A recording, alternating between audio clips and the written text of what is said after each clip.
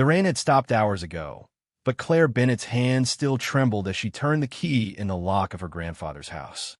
The moisture in the air clung to everything, making the old Victorian's peeling paint glisten under the weak October sun that barely penetrated the canopy of overgrown oaks surrounding the property. Behind her, the moving truck idled at the curb, its driver checking his watch with visible impatience. Claire didn't blame him. She'd promised this would be quick, just grabbing a few essentials before the estate sale company arrived tomorrow to liquidate everything Samuel Bennett had left behind. Quick in, quick out, then back to the apartment she could barely afford, back to the job interviews that led nowhere, back to the carefully constructed fiction that her life was anything other than controlled collapse. Her daughter Maya pressed close, 9 years old and already fluent in a language of anxiety that poverty taught children too early.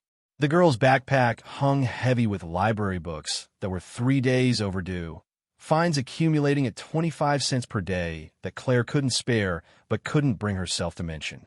Some debts felt too small to acknowledge when larger ones loomed like storm clouds.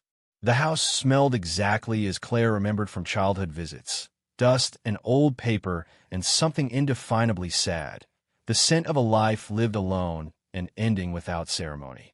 Her grandfather had died 3 weeks ago at 94, his body discovered by a postal worker when mail began piling up on the porch. No dramatic final moments, no deathbed revelations, just the quiet cessation of breath in a house that had already spent decades holding its breath. Claire's mother had called from Phoenix with instructions delivered in the clipped tone of someone checking items off a list.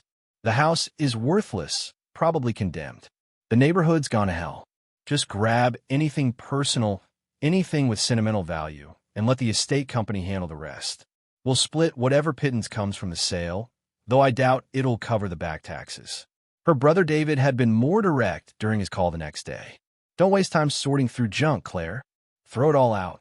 The old man was a pack rat. Nothing in that house is worth the effort. I've got a guy who'll haul everything to the dump for $500. Just say the word. Claire had said many words, none of them agreement. Something about the finality of it, the casual dismissal of a man's entire existence, had activated a stubbornness she didn't know she still possessed. Samuel Bennett deserved better than bulk disposal. He deserved someone to at least look, to bear witness, to acknowledge that the objects he'd surrounded himself with had mattered enough to keep. The front hall revealed itself in stages as her eyes adjusted to the dim interior. Newspapers stacked along one wall, not hoarded chaos but careful preservation, each stack representing a specific year or event. Claire recognized her grandfather's handwriting on labels, dates, and brief notations explaining significance. Moon landing, July 1969. Reagan shot, March 1981. First female Supreme Court Justice, September 1981. Maya wandered toward what had been the living room, her footsteps unnaturally loud on the worn hardwood. Mom, there's so much stuff. I know, baby. We're just looking for special things. Okay? Things that tell us about Grandpa Sam. Did you know him good? The grammatical error stung with its reminder of the private school Claire could no longer afford, the tutoring sessions canceled, the slow erosion of advantages that separated comfortable from struggling. I knew him when I was your age. He was kind, very quiet. He fixed things, old radios and clocks. He could make anything work again. That part was true, though Claire's memories had faded to impressions rather than detailed scenes. Summer visits when her parents' marriage was dissolving, being sent to stay with Grandpa Sam while lawyers negotiated custody and assets. The old man had never tried to fill silence with false cheer or awkward attempts at connection. Instead, he'd given her tools, taught her to solder circuit boards, to read schematic diagrams, to understand that broken things could be repaired if you cared enough to learn how. The living room confirmed David's assessment about pack rat tendencies while simultaneously refuting his conclusion about value. Shelves lined every wall, floor to ceiling, each one holding radios in various states of repair. Tube radios from the 1930s, transistor models from the 1960s, clock radios and portable units, and elaborate console pieces that belonged in museums rather than forgotten houses. Claire recognized the care in their arrangement, organized by decade and manufacturer, each one labeled with acquisition date and repair status. Working needs capacitors. Complete requires transformer. Functional, original parts throughout. This wasn't hoarding. This was curation. This was love expressed through preservation and understanding. Maya approached one of the larger consoles, a Zenith from what the label indicated was 1936, its wooden cabinet elaborately carved with Art Deco flourishes that somehow survived decades without major damage. Can we turn it on? I don't think the electricity's connected anymore, baby. And these old radios need special care. But yes, we can try. Claire found the power cord, surprisingly intact, and located an outlet that might still function. The plug fit snugly, and when she rotated the oversized dial, something inside the cabinet hummed to life. Not music, not yet, but the warm-up sound of vacuum tubes beginning their slow glow, the electrical whisper of components decades old remembering their purpose. After 30 seconds, static emerged from the speaker, then voices, fragments of conversation bleeding through from some distant station.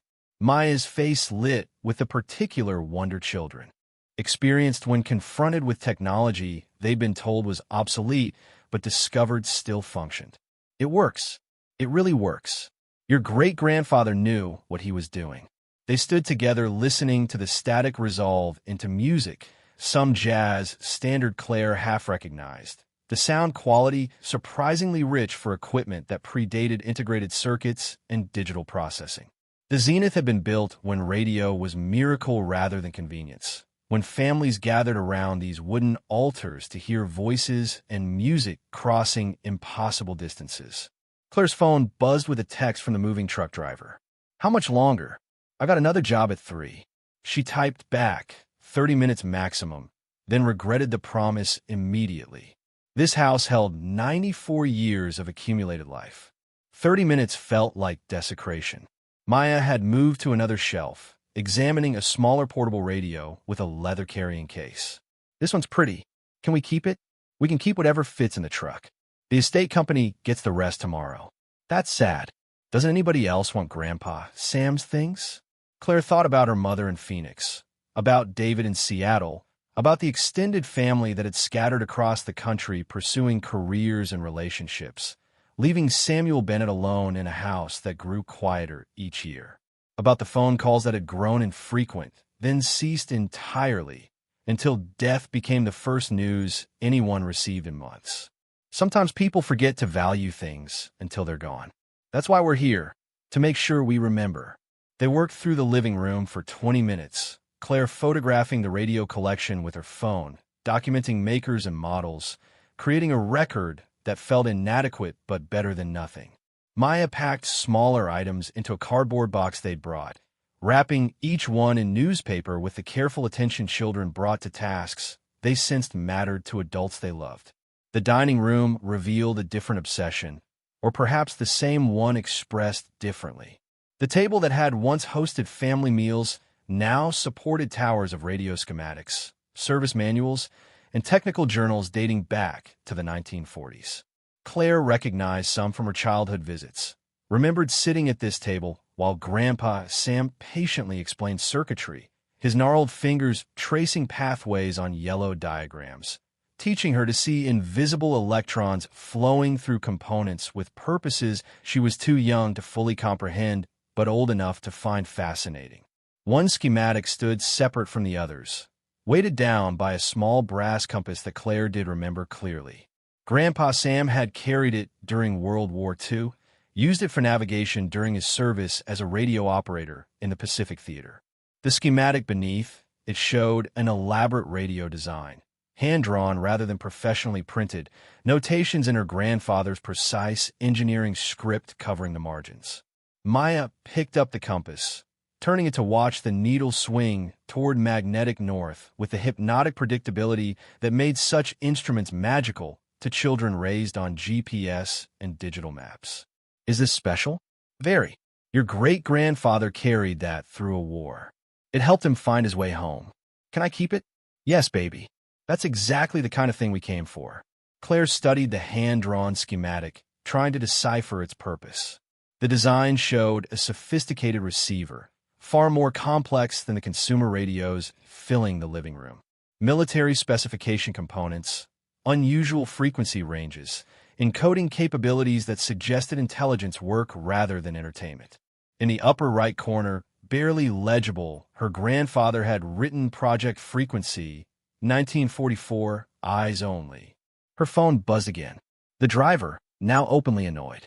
"Ma'am, I really need to finish this job. You said 30 minutes. Claire responded with apologies and promises, then called to Maya.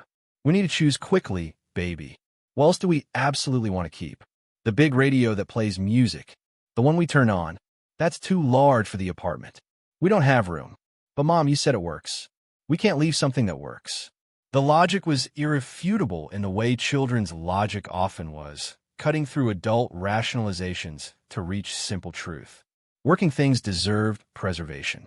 Function had value independent of market price or storage convenience. "Okay, we'll take the Zenith. But that means we can't take much else. Choose carefully." They spent the next 15 minutes in a frenzy of selective preservation. The Compass, definitely. A small Philco Cathedral radio from 1933 that fit in Maya's backpack. 3 of the most pristine service manuals. The hand-drawn schematic with its mysterious military annotations. And the Zenith console, which would require the truck driver's help to move and his additional annoyance at the request. Claire found herself in her grandfather's bedroom, a space she'd never entered during childhood visits, private territory that felt invasive to penetrate now. The room held monastic simplicity, single bed with military-precise corners, nightstand supporting a reading lamp and stack of technical journals, dresser whose top surface displayed a single photograph. Claire approached the photo, recognizing it immediately despite decades of fading. Her grandmother Margaret, dead since 1962, holding an infant who would grow up to become Claire's mother. The image had been taken outside this house, visible in the background, Victorian architecture crisp and new-looking, paint fresh, gardens tended with care that later years would abandon. Beside the photograph sat something that made Claire's breath catch. A small wooden box, perhaps 6 inches square, with dovetail joinery that spoke to careful craftsmanship. The wood was dark with age, but showed signs of regular handling, its surfaces smooth from oil and touch. No lock, just a simple brass catch holding the lid closed. Claire opened it, expecting documents or jewelry or some other conventional treasure appropriate to a memory box. Instead, she found vacuum tubes, 4 of them, nestled in custom-cut foam that protected fragile glass envelopes from damage. But these weren't ordinary tubes. Each one bore military specifications and serial numbers, and beneath them, another layer of foam protecting what appeared to be encryption keys, small metal cylinders covered in alphanumeric sequences. A folded piece of paper rested at the bottom, her grandfather's handwriting covering both sides with text that began without preamble. "If you're reading this, I'm gone, and you're the one who cared enough to look beyond obvious value. These components represent 60 years of silence. The radio I built during the war was designed to receive signals that officially never existed. What I heard, what I decoded, what I learned was classified at levels that still exist. I was ordered to destroy everything, to forget, to never speak of operations that remained sealed. I couldn't destroy it. An engineer's conscience wouldn't allow the waste. So I built the evidence into something that looked ordinary, something that could hide in plain sight for decades. The Zenith console in the living room, the 1936 model with the elaborate cabinet, is not what it appears. The chassis inside is my design, my components, my secret kept safe through the simple method of making it look worthless to anyone who didn't understand radio design well enough to examine circuits rather than casework. The encryption keys in this box are needed to access what's stored in the radio's base. The government thought I'd handed everything over. I let them think that while I preserved what mattered, what shouldn't be lost to classification and bureaucratic burial. If you found this, Claire, and I'm certain it will be you, because you were the only one who cared about understanding rather than inheriting, then you have a choice. You could destroy everything as I was ordered to do in 1945. You can honor official secrecy that no longer serves purpose. Or you can reveal what I hid, what I protected, what I knew would matter someday, even if that day came after my death. But be careful. What's inside the radio drew attention once. It may again. Some secrets stay dangerous long after the events they describe have passed into history. The letter ended there. No signature, no additional explanation. Just warning and permission combined in the particular way Samuel Bennett had always communicated, giving information without dictating conclusions, teaching Claire to think rather than simply follow. Maya appeared in the doorway, her expression uncertain. "Mom, the driver is really mad. He says if we don't leave now, he's going without us." Claire looked at the wooden box, at the photograph of her grandmother, at the sparse room that had housed a man who'd carried secrets to his grave, while simultaneously leaving breadcrumbs for someone he'd trusted would follow them. "We're taking the Zenith. Tell the driver I'll pay him double to wait 10 more minutes and help me move it." Maya disappeared to relay the message. Claire tucked the wooden box under her arm, pocketed the letter, and took one last look at the bedroom that had held so much quiet loneliness. Her grandfather had chosen this solitude, had constructed it around a secret he couldn't share but wouldn't destroy, had lived 94 years waiting for someone to care enough to look past surface value and find what he'd preserved. She was that someone. And the Zenith console, currently filling her living room with jazz standard from a frequency that shouldn't still be broadcasting, was apparently more than an antique worth maybe a few $100s at auction. It was a time capsule, a classified puzzle, and possibly a danger she didn't yet understand. The truck driver, whose name was Marcus and whose patience had officially expired, helped Claire wrestle the Zenith down the front steps with the aggressive competence of someone who wanted this job finished. The console weighed significantly more than similar models should, a detail Claire noted but didn't comment on. Additional components inside the cabinet would explain the extra weight, military-grade electronics denser and more robust than civilian equipment. They secured it in the truck alongside the boxes Maya had packed, the small portable radios and service manuals, and her great-grandfather's compass. The driver slammed the doors with finality that suggested he hoped never to see Claire or her grandfather's house again. As Marcus pulled away from the curb, Claire stood on the sidewalk looking at the Victorian that would be empty by tomorrow, its contents dispersed to estate sale hunters and bulk disposal. The house itself likely demolished within months to make way for something more profitable. The neighborhood had indeed declined, as her mother claimed, property values dropping, demographics shifting, the tree-lined streets that had once represented suburban stability now marking territory that developers viewed as ripe for redevelopment. Maya tugged on her sleeve. "Mom, are we really keeping the big radio? Where will it fit?" "I don't know yet, baby, but we're not getting rid of it." "Because of what Grandpa Sam's letter said?" "Because your great-grandfather trusted us with something important. And when someone trusts you like that, you don't betray it just because it's inconvenient." They drove back to the apartment in Claire's 2004 Honda Civic, following the moving truck through traffic that thickened as rush hour approached. Claire's mind churned through implications, trying to assemble incomplete information into coherent possibility. A radio built during World War II containing classified material that her grandfather had been ordered to destroy but chose to preserve. Encryption keys hidden in a bedroom memory box. A warning that the secret might still draw attention. From whom? Government agencies monitoring 80-year-old classified operations? That seemed paranoid. Military secrets from 1944 had been thoroughly declassified, written about in histories and memoirs, rendered harmless by time and the deaths of everyone involved. What could possibly remain sensitive after 8 decades? Unless Samuel Bennett had known something different, had understood that some secrets didn't age into harmlessness but matured into embarrassment, into liability, into revelations that powerful institutions would still prefer to keep buried. The apartment complex looked exactly as depressing as it had when Claire left that morning. Vinyl siding that needed replacement, parking lot full of vehicles that ran but barely, playground equipment from the 1980s whose primary function now was providing tetanus risk. This was affordable housing in the technical sense that the rent of $850 monthly was theoretically payable on Claire's unemployment check, plus the part-time bookkeeping work she'd managed to secure. Theoretically, but not actually, not when utilities and food and Maya's school expenses entered the equation. 3 months behind on rent. The eviction notice would come soon, probably next week, definitely before Thanksgiving. Claire had been calculating permutations, trying to identify which combinations of paid bills and skip payments would maximize their time before the sheriff appeared with orders to vacate. She'd gotten good at those calculations, at the mathematics of managed collapse.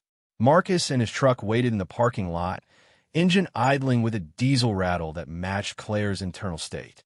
The driver emerged when he saw her approach, his expression suggesting he anticipated problems.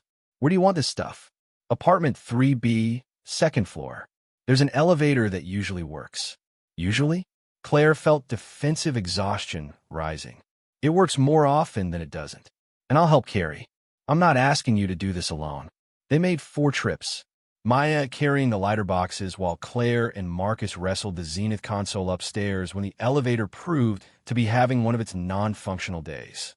The driver's increasing irritation manifested as tightened jaw muscles and barely suppressed sighs, but he maintained professional courtesy until everything sat in Claire's living room, a space that had felt cramped before and now looked actively claustrophobic with the addition of a 4-foot-wide radio cabinet. Marcus accepted payment via an app that charged Claire a 3% processing fee she couldn't afford, then departed with speed suggesting he feared she might ask for additional service.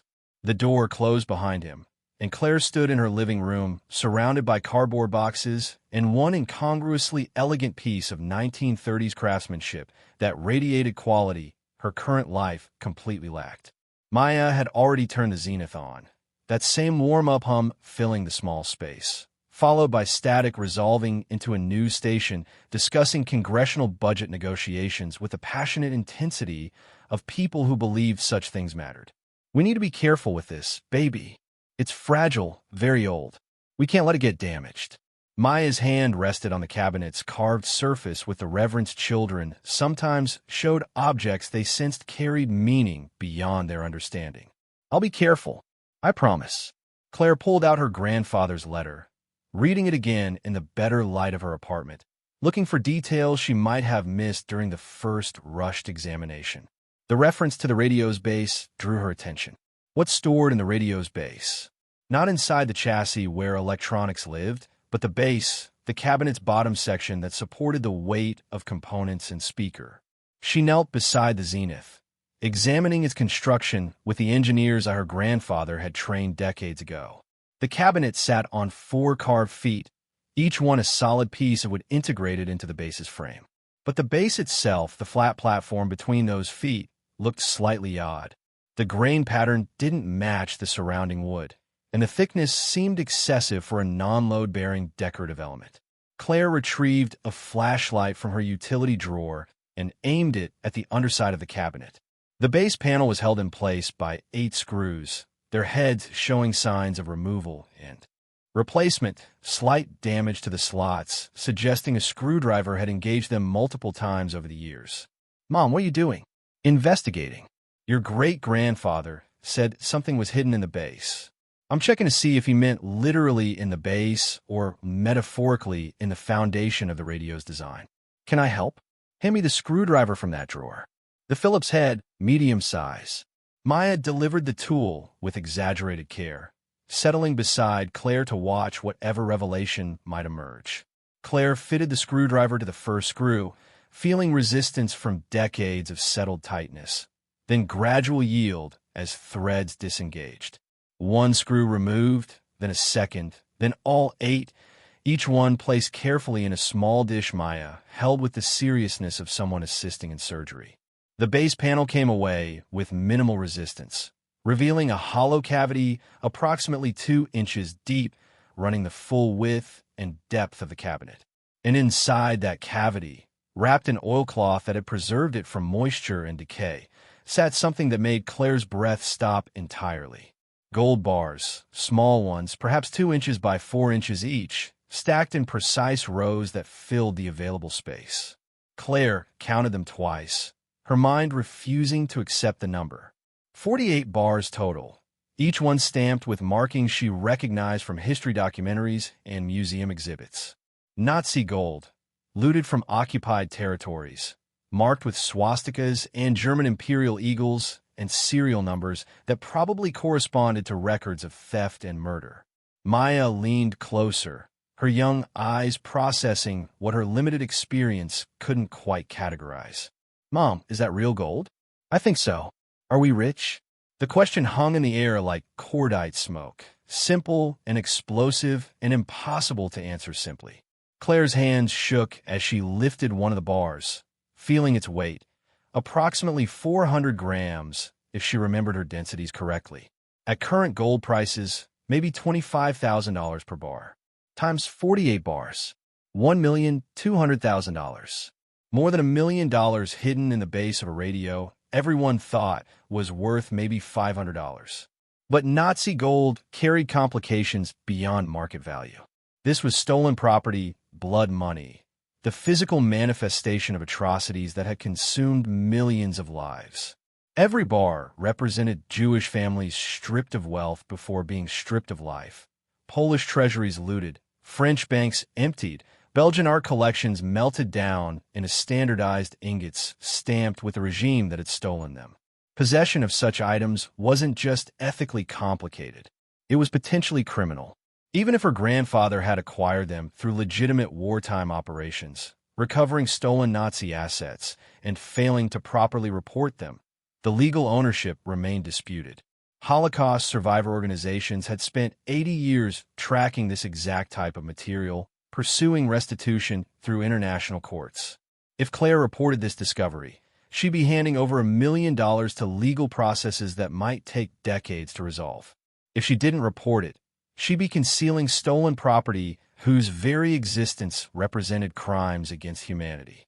And yet her grandfather, Samuel Bennett, decorated veteran, lifelong engineer, man who'd lived 94 years with unimpeachable integrity, had chosen to hide this gold rather than surrender it, had built an elaborate concealment into an ordinary-looking radio, had preserved it through decades, had left deliberate clues leading Claire to this discovery. Why? The answer had to be in the radio itself, in whatever else her grandfather had hidden alongside the gold. The encryption keys in the wooden box, the military specification vacuum tubes, the hand-drawn schematic marked "eyes only." These weren't just components. They were keys to understanding what Samuel Bennett had known, what he'd been ordered to forget, what he'd protected at the cost of living alone with secrets that couldn't be shared. Maya's voice interrupted Claire's spiraling thoughts. "Mom, why would great-grandpa Sam hide gold in a radio?" "I don't know yet, baby, but I think we need to figure that out before we decide what to do with it. Can we use it for rent and stuff?" The pragmatic question struck Claire with its innocence. To Maya, gold meant money, and money solved the problems that defined their daily existence. Rent paid, utilities maintained, food purchased without calculating which meals could be skipped, which necessities postponed. The child couldn't comprehend complications like provenance and legal title and historical guilt. But Claire could, and those complications wrapped around the gold bars like barbed wire, beautiful and dangerous and potentially catastrophic if approached wrong. "Not yet, sweetheart. This gold might belong to other people, families who had it stolen from them a long time ago. We need to understand where it came from before we can decide if it's okay to keep. Even if we get evicted?" The question hit harder than any adult accusation could have. Even if we get evicted, even if poverty continued its steady erosion of dignity and opportunity, even if the ethical choice meant sacrificing the practical salvation that literally sat in their living room worth more than Claire would earn in 20 years. Even then, baby, because some things matter more than being comfortable. Your great-grandfather taught me that. Maya accepted this with the resilience children developed when they trusted their parents to navigate moral complexity beyond their understanding. "Okay, but can we still listen to the radio while we figure it out?" "Yes. We can definitely do that." Claire carefully replaced the base panel, screwing it back into position with hands that had stopped shaking through sheer force of will. The gold disappeared behind wood again, hidden, waiting, representing questions that needed answering before any decisions could be made. She turned the zenith on, letting it warm up, listening to static resolve into a classical music station, playing something orchestral and melancholy. The sound filled the small apartment with unexpected richness, the old tube amplifier producing warmth that modern digital equipment couldn't replicate. Maya curled up on the couch, doing homework with the radio playing background, the scene so normal that it almost camouflaged the extraordinary situation they'd stumbled into. Almost. Claire sat at her laptop, opening a browser, beginning research that would consume the next several hours. Nazi gold recovery efforts. World War II classified operations. Radio intelligence in the Pacific Theater. Her grandfather's military service record, if she could access it through veterans' databases. The search results overwhelmed her with their volume and complexity. Thousands of operations, millions of documents, decades of investigation into stolen assets. But certain patterns emerged through the noise. The Monuments Men, the Allied art recovery effort. Operation Safe Haven, tracking Nazi assets hidden in neutral countries. The Gold Train, Hungarian Jewish wealth looted and lost to American military possession. That last one caught Claire's attention. The Gold Train had been discovered by American forces in Austria. May 1945, containing an estimated $300 million in gold, jewelry, artwork, and personal possessions stolen from Hungarian Jews being transported to Auschwitz. The official record showed most items properly returned or allocated to refugee relief. But investigations in the 1990s revealed significant discrepancies, items that had disappeared into private collections, military personnel who'd acquired souvenirs that actually represented crimes. Had Samuel Bennett been involved in that recovery? Had he been stationed in Austria? The timeline matched his service dates. And if he'd encountered gold from the Gold Train, if he'd been ordered to turn everything over but recognized that official channels couldn't be trusted, what would an honest man do? Hide it. Preserve it. Wait for a time when proper restitution might become possible without enriching the same bureaucracies that had failed their first chance at justice. Claire's phone rang with a number she didn't recognize. She answered cautiously, prepared for debt collectors or scammers. A woman's voice, professional and slightly aggressive. Ms. Bennett?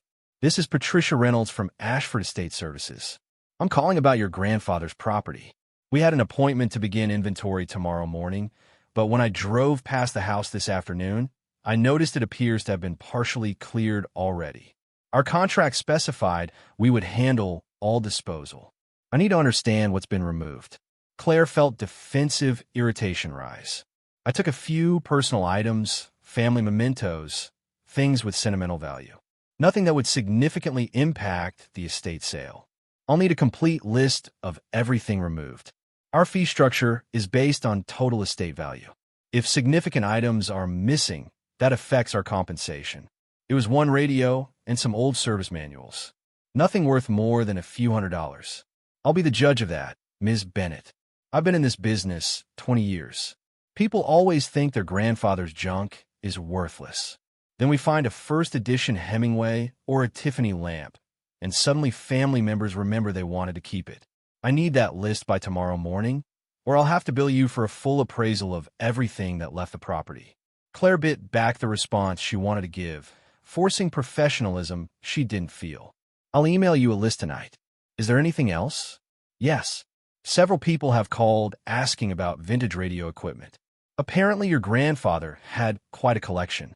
One caller offered $15,000 sight unseen for the complete lot. I told him we'd include it in the estate sale, but he was quite insistent. Said something about military radios being especially valuable.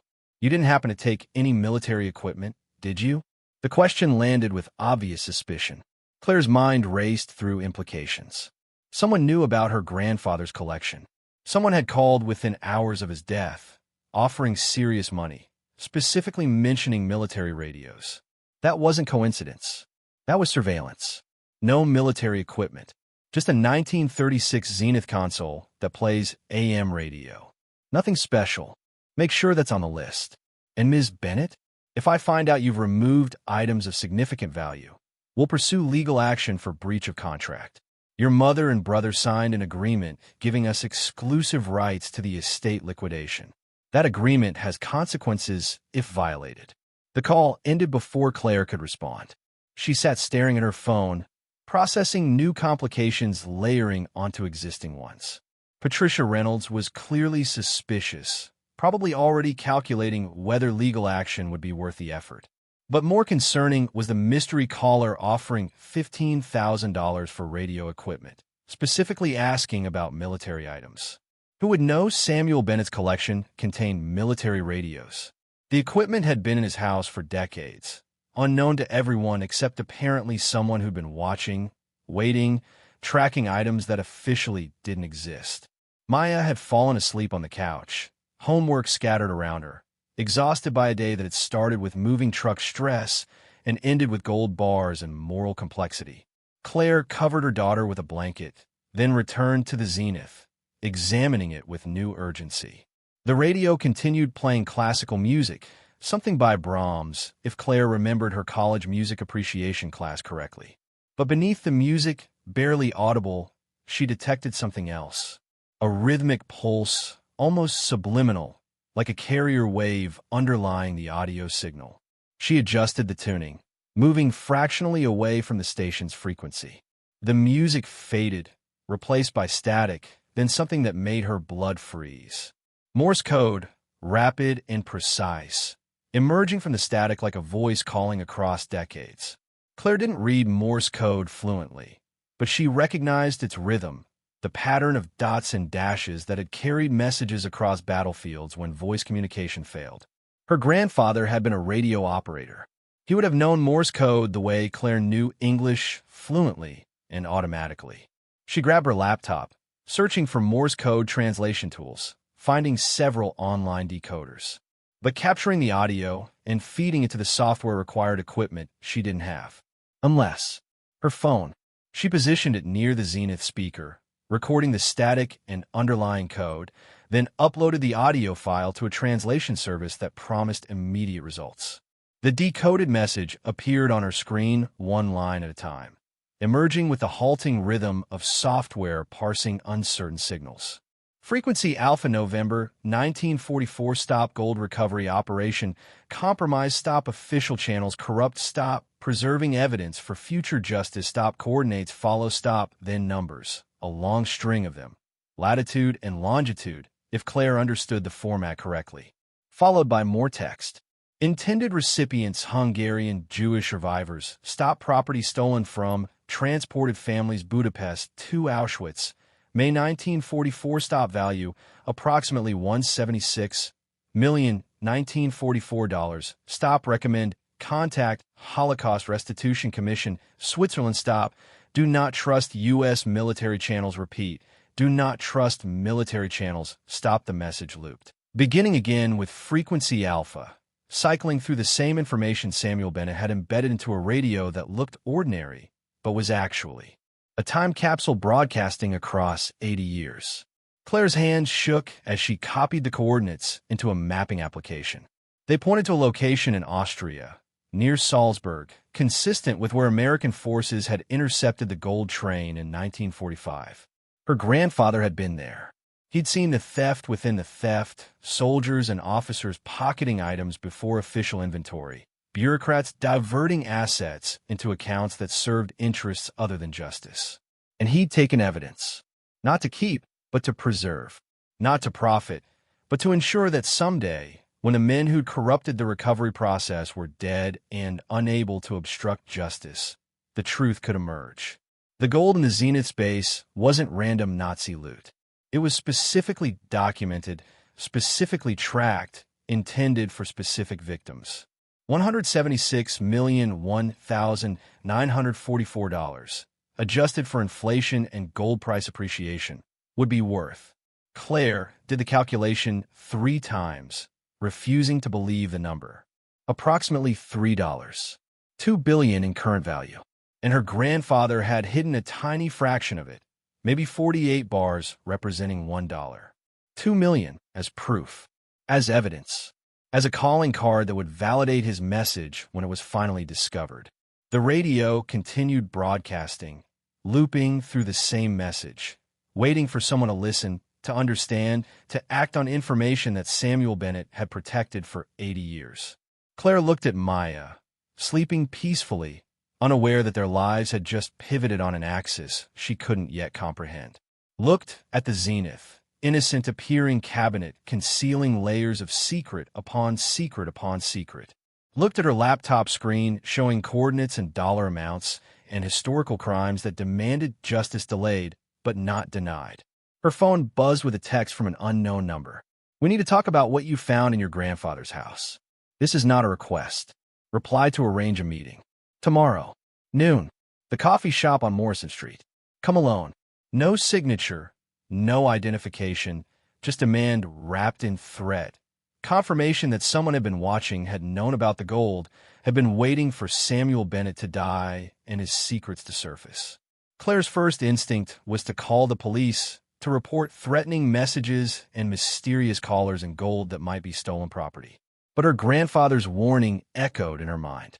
Do not trust military channels. Do not trust official processes that had already failed once. If she went to authorities, she'd be handing over evidence to systems that might bury it again. If she didn't, she'd be navigating dangers she didn't understand with a daughter who depended on her to make smart choices rather than brave ones. The zenith continued playing, classical music resuming now that Claire had tuned away from the Morse code frequency.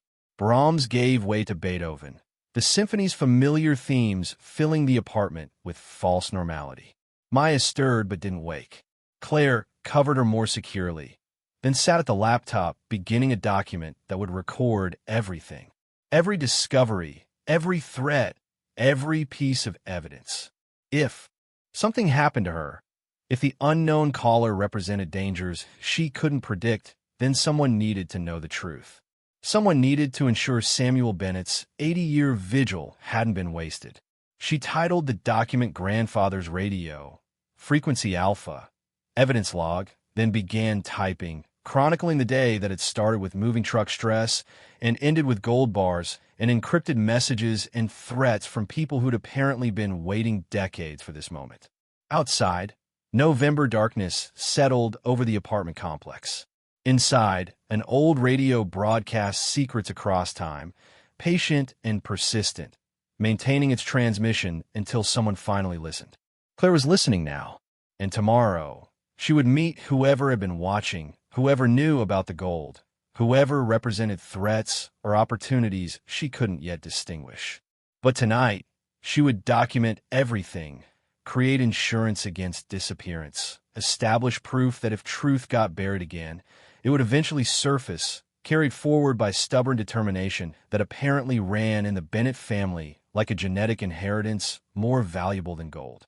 The coffee shop on Morrison Street occupied the ground floor of a building that had survived urban renewal through sheer stubbornness, its brick facade crumbling at the edges, but still standing while newer constructions rose around it.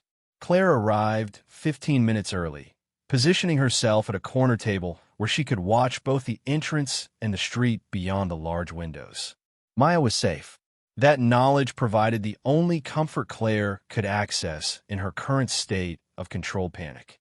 Lisa Chun, the neighbor from apartment 3A who worked night shifts at the hospital, had agreed to watch Maya after school, no questions asked beyond Claire's vague explanation about an important meeting. Lisa had 3 kids of her own and recognized desperation when she saw it. She'd simply nodded, handed Claire her phone number, and told her to take whatever time she needed. Claire had spent the night alternating between research and paranoia, documenting everything in the encrypted file she'd created, backing it up to 3 different cloud services under assumed names. If something happened to her, the evidence would survive. Maya would survive. The truth would survive. But survival required understanding who she was meeting and what they wanted. The text message had come from a burner number, untraceable according to the reverse lookup services Claire had tried. The demand for a meeting suggested either official interest, criminal intent, or something she couldn't yet categorize. None of the options felt safe. She'd left the gold in the zenith space, the radio, sitting innocently in her apartment, broadcasting classical music to empty rooms. The encryption keys and her grandfather's letter were in her purse. Insurance against threats she hoped wouldn't materialize but needed to prepare for anyway. At 11:58, a man entered the coffee shop alone. Mid-50s, gray hair cut military short, wearing a dark suit that marked him as either government or corporate. He scanned the room with practiced efficiency, his gaze settling on Claire with the instant recognition of someone who'd been shown her photograph. He approached without ordering coffee, sitting across from her with the presumption of authority that didn't require permission. His voice came low and controlled, meant to stay between them despite the ambient noise of espresso machines and conversation. "Ms. Bennett, I'm Robert Harding. I represent a group of individuals who have a significant interest in certain items that may have come into your possession following your grandfather's death." Claire kept her expression neutral, falling back on the poker face she developed during unemployment interviews and landlord negotiations. "I'm not sure what you're referring to." Harding's smile held no warmth. "Please don't insult both of us with denials. We've been monitoring your grandfather's property for quite some time. We know about the radio collection. We know you removed a 1936 Zenith console from the house yesterday, and we strongly suspect you've discovered what that particular radio contains." Who's we? People who understand that certain historical artifacts need to be handled with discretion. People who can make problems disappear or create them, depending on how cooperative you choose to be. That sounds like a threat. It's a clarification of your situation. You're currently 3 months behind on rent. Your unemployment benefits run out in 6 weeks. You have a 9-year-old daughter who depends on you. Those are vulnerabilities that concerned parties could exploit if negotiations become adversarial. Claire felt ice crystallize along her spine. Harding had done his homework, knew details about her finances that should have been private. That level of investigation required resources, access, institutional backing of some kind. "What do you want?" "The radio. Everything inside it. The documentation your grandfather left. In exchange, we're prepared to offer $250,000, enough to resolve your immediate difficulties and provide stability for your daughter. Clean transaction, no questions asked, everyone walks away satisfied." "And if I refuse?" Harding's expression shifted to something colder. "Then we pursue alternative methods. Legal challenges to the estate distribution. Questions about theft of valuable antiques. Perhaps concerns about your fitness as a parent, raising a child in conditions that could be characterized as neglectful. The system has many pressure points, Ms. Bennett. I prefer not to apply them, but I will if necessary." Claire's hands curled into fists beneath the table. The threat against Maya activated something primal, the protective fury that motherhood sharpened into a weapon. But anger without strategy was just noise. She needed to understand what she was facing before deciding how to respond. "Why is this radio so important?" "It's just old electronics and some gold bars. Melt down the gold, sell the parts, buy it yourself at the estate sale." Harding leaned forward slightly, his voice dropping further. "Because the gold is evidence. Because your grandfather's documentation proves things that powerful people would prefer stay buried. The radio's value isn't in its components. It's in what those components prove about operations that were supposed to be forgotten." He paused, measuring her reaction, then continued. "Samuel Bennett was a problem for a long time. We managed him through observation, ensuring he never made the documentation public. But he's dead now, and you've inherited a situation you don't fully understand. The gold in that radio came from the gold train recovery. Official records show it was all properly accounted for and distributed. Your grandfather's evidence says otherwise." Claire processed this, pieces falling into patterns she didn't like.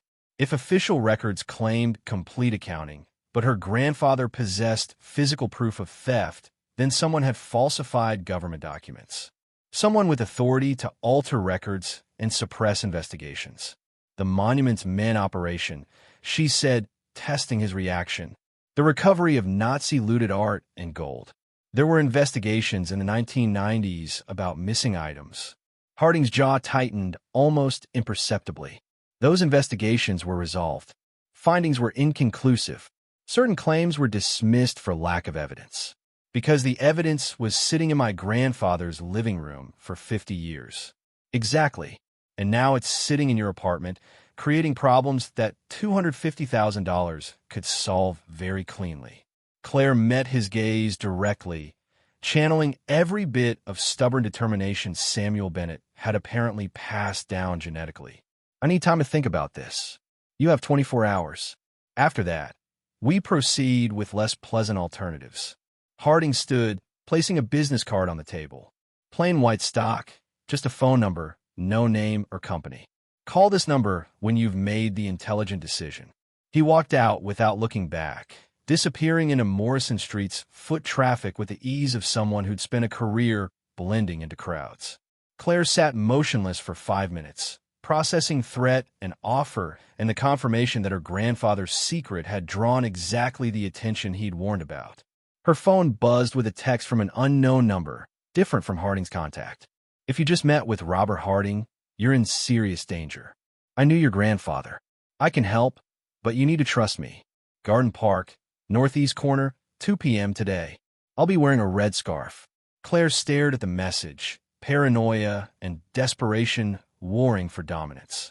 2 unknown parties contacting her within 12 hours, both claiming knowledge of her grandfather, both demanding meetings. Harding represented threat wrapped in bribery. This new contact offered help wrapped in mystery. She could ignore both, pack up the Zenith, drive to the nearest FBI office, and hand over everything. Let federal authorities handle whatever corruption her grandfather had documented. Trust the system despite his explicit warning not to. Or she could navigate this herself, gathering more information before committing to a course that couldn't be reversed. The smart choice was obvious. The brave choice was different. And Claire had learned through 2 years of unemployment and poverty that smart choices didn't always produce better outcomes than desperate ones. She texted back, "How do I know you're not working with Harding?" The response came immediately. "Because Harding works for people who stole from Holocaust survivors. I work for people trying to get that property back to rightful heirs. Your grandfather spent 80 years protecting evidence of that theft. I spent 20 years trying to find it. We're on the same side." Claire typed carefully. What was my grandfather's middle name? A pause, longer this time then. David, named after his father, who emigrated from Poland in 1920. Samuel David Bennett, born March 15th, 1929, died October 8th, 2023. He was a good man who carried a terrible burden. Let me help you finish what he started. The middle name was correct. Claire had seen it on documents at the house, barely remembered it from childhood. Someone who knew her grandfather personally would know that detail. Someone doing surface research might not. She made a decision that felt simultaneously reckless and inevitable. I'll be there. Garden Park occupied 4 blocks of green space that the city maintained with funding that ebbed and flowed according to budget cycles. Claire arrived 20 minutes early, positioning herself on a bench with clear sight lines to the northeast corner where ancient oak trees provided shade that November stripped to skeletal branches. Maya was still with Lisa, fed, and helping with homework according to the text Claire had received an hour ago. Safe. That word carried weight that pressed against Claire's chest like physical force. Whatever happened in the next few hours, Maya remained safe, insulated from consequences by a neighbor's kindness and a mother's desperate planning. At exactly 2 p.m., a woman approached the northeast corner wearing a red scarf that stood out against her black coat like a flag. Mid-40s, dark hair pulled back severely, walking with purpose that suggested military or law enforcement training. She carried a leather bag that could have held a laptop or documents or a weapon. Claire stood, moving to intercept, maintaining distance that allowed reaction time if this proved to be another threat rather than promised help. The woman stopped 3 meters away, making no move to close the gap. "Ms. Bennett, I'm Dr. Rachel Goldman. I work with the Holocaust Asset Recovery Initiative based in Switzerland. Your grandfather contacted us in 2003 about documentation he possessed related to the gold train recovery. Prove it." Goldman reached into her bag slowly, extracting a folder that she held up for Claire to see before approaching. Inside were letters, dated correspondence between Samuel Bennett and various organizations, his precise handwriting covering pages discussing coordinates, asset values, and requests for guidance on proper restitution procedures. Claire took the folder, scanning documents that confirmed Goldman's story. Her grandfather had tried to do this properly, had reached out to legitimate recovery organizations 20 years ago. But the responses were frustrating, bureaucratic delays, and requests for evidence he couldn't provide without exposing himself to criminal prosecution for possession of stolen property. He gave up, Claire said quietly. The system failed him. The system was designed to fail him, Goldman corrected. The people who stole from a gold train had powerful friends, positions in government and military that let them obstruct justice for decades. Your grandfather understood that timing mattered. He needed to wait until those people were dead or too old to fight back effectively. And now? Now most of them are gone. But their children inherited wealth built on theft, and they've inherited the desire to keep that theft hidden. Robert Harding works for a group of families whose patriarchs participated in the gold train looting. They've spent millions over the years suppressing evidence, buying silence, ensuring official records stay falsified. How do you know I met with Harding? Because we've been monitoring him for 15 years. We knew he'd approach you once your grandfather died. We've been waiting for this too, but from a different perspective. We want the evidence public. We want restitution for families whose wealth was stolen twice, once by Nazis and once by Americans who were supposed to be liberators. Claire studied Goldman's face, looking for deception, finding only tired determination. What exactly do you want from me? The radio, the documentation, the encryption keys, everything your grandfather preserved. We'll take it to the International Criminal Court, initiate proceedings against the families who benefited from theft, pursue restitution through legal channels that have been updated since your grandfather's attempts in 2003. And the gold in the radio's base? The physical bars? Evidence. They'll be held pending court decisions about proper distribution to heirs. You won't profit from them, but neither will the thieves. Harding offered me $250,000. I can't match that. I can offer you protection, legal representation, and the knowledge that you're doing the right thing. Plus, there's a finder's fee mechanism in international restitution law. If the full $176 million is recovered, you could be entitled to up to 5% as the person who brought forward evidence that made recovery possible. Claire did the math automatically. 5% of $176 million was $8.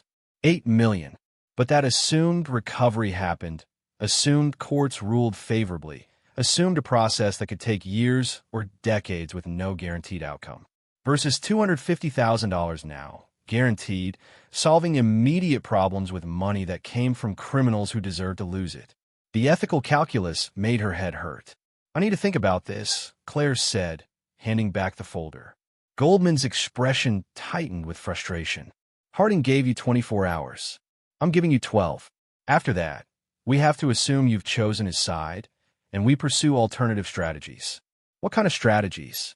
The kind where we go public with what we know, expose your possession of stolen Holocaust assets, let media and public pressure force you to surrender the evidence.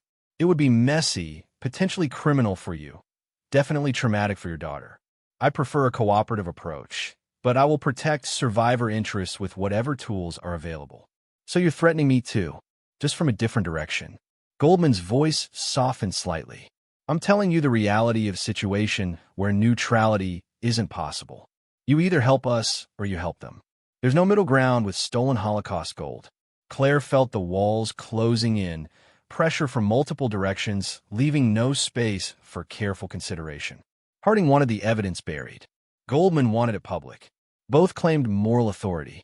Both threatened consequences if she didn't comply. And somewhere beneath those competing demands, Samuel Bennett's intention remained unclear. Had he wanted the gold returned to survivors? Or had he wanted it preserved indefinitely, waiting for some future moment when justice became possible through means he couldn't predict? The letter he'd left offered guidance, but not explicit instruction. A choice, not a directive. I'll contact you tomorrow morning, Claire said, pulling a decision from exhaustion and uncertainty. Both of you will have to wait. Goldman handed her a card, this one properly printed with organizational details and contact information. Tomorrow morning, 9 a.m. latest. After that, circumstances change. She walked away, leaving Claire alone in Garden Park with 2 business cards representing 2 futures, neither of them comfortable, both of them demanding commitment she wasn't ready to make. Her phone rang. Lisa Chen's number. Claire answered with immediate worry. Everything okay? Is Maya all right? She's fine, Lisa said quickly. But someone came by asking about you. Man in a suit. Said he was from your grandfather's estate. Needed to verify what items you'd removed from the house. I told him you weren't home, and I didn't know when you'd be back. He left the card. Claire's blood went cold. They were escalating already, approaching her home, questioning neighbors, establishing presence that felt like siege tactics. Did he try to come inside? No, but he looked at your door for a long time. Claire, I don't know what's going on, but if you're in some kind of trouble, there are resources, people who can help. I know. Thank you for watching, Maya. I'll be home soon. The call ended, leaving Claire standing in gathering cold that had nothing to do with November temperatures. Harding's people were already applying pressure, demonstrating reach and willingness to invade her life's edges. Tomorrow they'd push harder, unless she gave them what they wanted. She walked back to her car, a route that took her past storefronts and pedestrians absorbed in ordinary concerns like shopping and commuting. Their normalcy felt alien, unreachable, separated from Claire's experience by the weight of decisions that could alter multiple futures depending on which path she chose. The Civic started with its usual reluctant rumble, engine protesting cold and age, but ultimately complying. Claire drove home through traffic that felt heavier than actual congestion warranted, every delay providing more time to think about options that all looked terrible from different angles. Her apartment greeted her with the Zenith's music, Beethoven's Fifth Symphony playing through speakers that had produced sound for 87 years without failure. Maya sat at the kitchen table with Lisa's youngest daughter, both girls working on math homework with the intense, focused children brought to problems that had clear, correct answers. Lisa stood near the door, coat already on, ready to leave, but waiting to ensure Claire was truly back. Her expression mixed concern with careful neutrality, the look of someone who suspected complexity but didn't want to pry. "Thank you again," Claire said, handing her $40 she couldn't spare but needed to offer. The gesture felt inadequate for what Lisa had provided, but money was the only currency Claire had to work with. Lisa pushed the bills back gently. "Keep it. You need it more than I do." "But Claire, that man who came by, he didn't feel right. Trust your instincts if something's wrong." After Lisa left, Maya looked up from homework with questions visible in her expression. "Mom, are we in trouble?" The direct inquiry deserved honest response, or at least honest as Claire could manage without terrifying a 9-year-old. "We're dealing with some complicated things related to great-grandpa Sam. There are people who want what he left us, and we need to decide what to do about that." "The gold?" "Yes, the gold. But also information, evidence about things that happened a long time ago." Maya processed this with the seriousness she'd learned to apply to adult problems that affected her life. "Are the people bad?" "Some of them are. Some think they're good, but might not be. It's complicated. Can Storm help?" The question referenced the stuffed German shepherd that Maya slept with, named after a military dog from a movie they'd watched together. The child's faith in protective figures, even imaginary ones, reminded Claire that childhood resilience had limits that trauma could exceed if she wasn't careful. Storm's already helping by being here, but the real help comes from making smart decisions. What's the smart decision? Claire wished she knew. The smart decision should be obvious. Contact authorities, surrender evidence. Let institutions handle institutional crimes. But her grandfather had explicitly warned against that path, had spent 80 years avoiding it despite multiple opportunities to take it. That suggested institutional channels weren't safe, that corruption ran deeper than one generation of thieves, that systems designed for justice had been compromised in ways that persisted across decades. Or it suggested an old man's paranoia had calcified into rigid conviction that no longer matched reality. Claire couldn't know which interpretation was accurate without taking risks that might prove catastrophic if she guessed wrong. The smart decision is to gather more information before committing to anything permanent. That's what engineers do. We test, we verify, we don't build on foundations we haven't examined. Maya accepted this, returning to homework while Claire moved to the zenith, examining it again with fresh urgency. Her grandfather had built layers of secret into this cabinet, gold and encryption and broadcasting evidence. But had he built anything else? Additional clues about what he wanted her to do. She pulled out the hand-drawn schematic she'd taken from the house. Studying circuit designs with the Electrical Engineering Knowledge College had provided before financial collapse forced her to abandon her degree 3 credits short of completion.